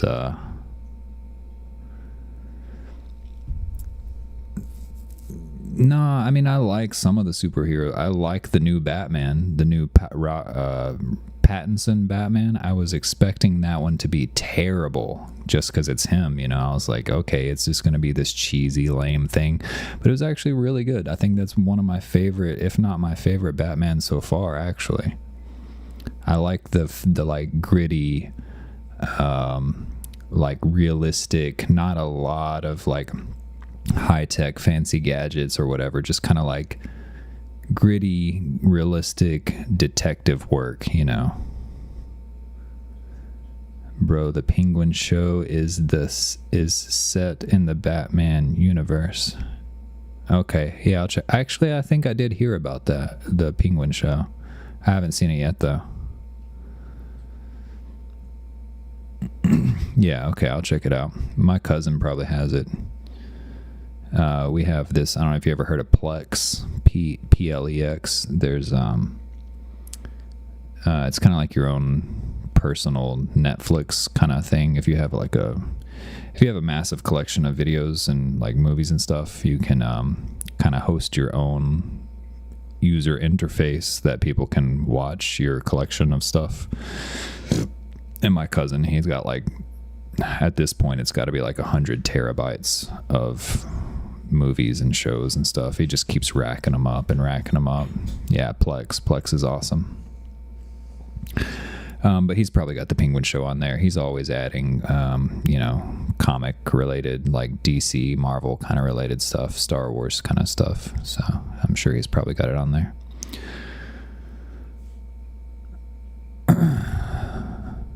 But yeah, I like the like hero stuff when it's more like the first Batman Begins, that one was pretty good. It wasn't too heavy on the fancy gadgets and stuff. The first Christian Bale Batman, that was pretty good. And the second one, not too bad. Third one, I liked Bane, but aside from that, it started getting into all the fancy, like, Batcopter or whatever those, and just the unrealistic sci-fi kind of stuff. I like the more gritty, like, natural realistic, just like some undercover cop doing his detective work, and he happens to be dressed like a bat and beats the shit out of people, so that's kind of cool.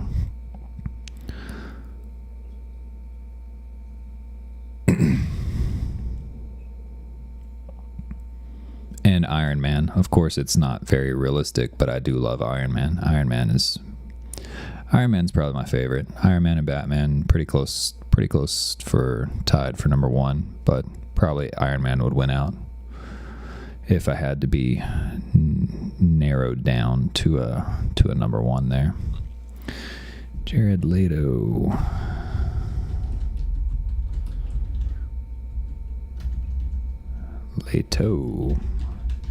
Now I'm curious. Oh, he is in Fight Club. That's right, yeah. He's the blonde guy in Fight Club, huh? Can't remember his name.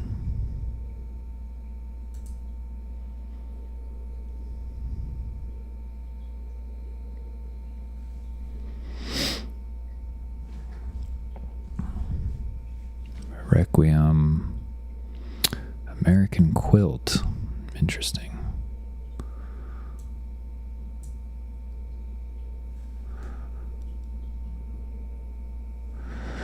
Penguin just follows Oz after the flooding of Gotham. Okay. Yeah, I'll check it out. Oh, right. Oz is... I have to remember who Oz is. It's been a long time since I've gotten into this stuff. Batman, Oz.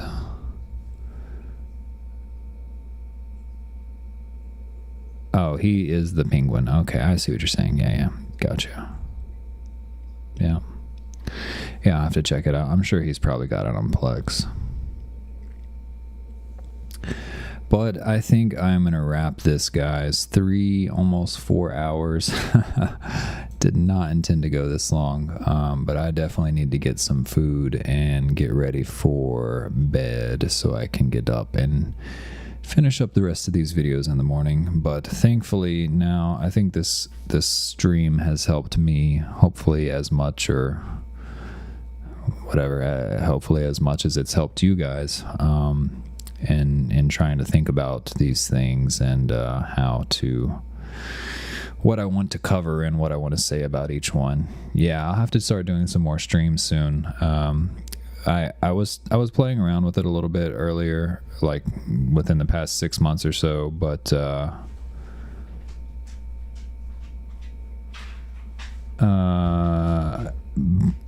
quick aside, so with your live stream, there's 5 of us watching now. All of us watch for an hour, so do you get 5 hours? That's a good question. I don't know. We'll find out. I'll check in the analytics and see if I notice a bump. I think at the highest we had 13 people concurrently at one point, and then it hovered right around there, like 10, 12-ish kind of area. It looks like for around about an hour and a half, there was about 10 or 12 people roughly concurrently. So I'll have to check and see how I'm not really sure how they count that on the analytics side. But yeah, I do want to do more streams because I like talking to people and, like, obviously answering questions and asking questions, and it's a better way to get more out of the content than just kind of posting static videos. Of course, both have their place or whatever, but I do want to do more streams. I was trying to mess around with it before, but it was on my laptop before I built this PC, and I didn't have any subscribers at all. So, like, I would do a stream and like one person would show up, maybe ever. One person to every like 30 live streams I did. But yeah, now that we got some people in the community all kind of around this kind of like common goal or whatever. All right, cool. Yeah, let me know, Sandra. Sounds good. But yeah, I'm going to jump off here, and I will catch you guys soon. I'm going to go ahead and finish up the videos for the individual videos for each of these nodes and get those out. Before I go to sleep tonight, I will push the update for all of these new nodes. So you guys, you guys have already watched the live stream. You guys know how they work, so you don't really need to wait on the video explanations for these to be done. So I'll go ahead and push this update before I go to sleep. And then that way you guys can have them. And yep. So all right, guys, take care. It's been fun. I will catch you guys on the next one. Have a good one. Yeah, good night, man. See ya. In stream, yes, in stream. Okay.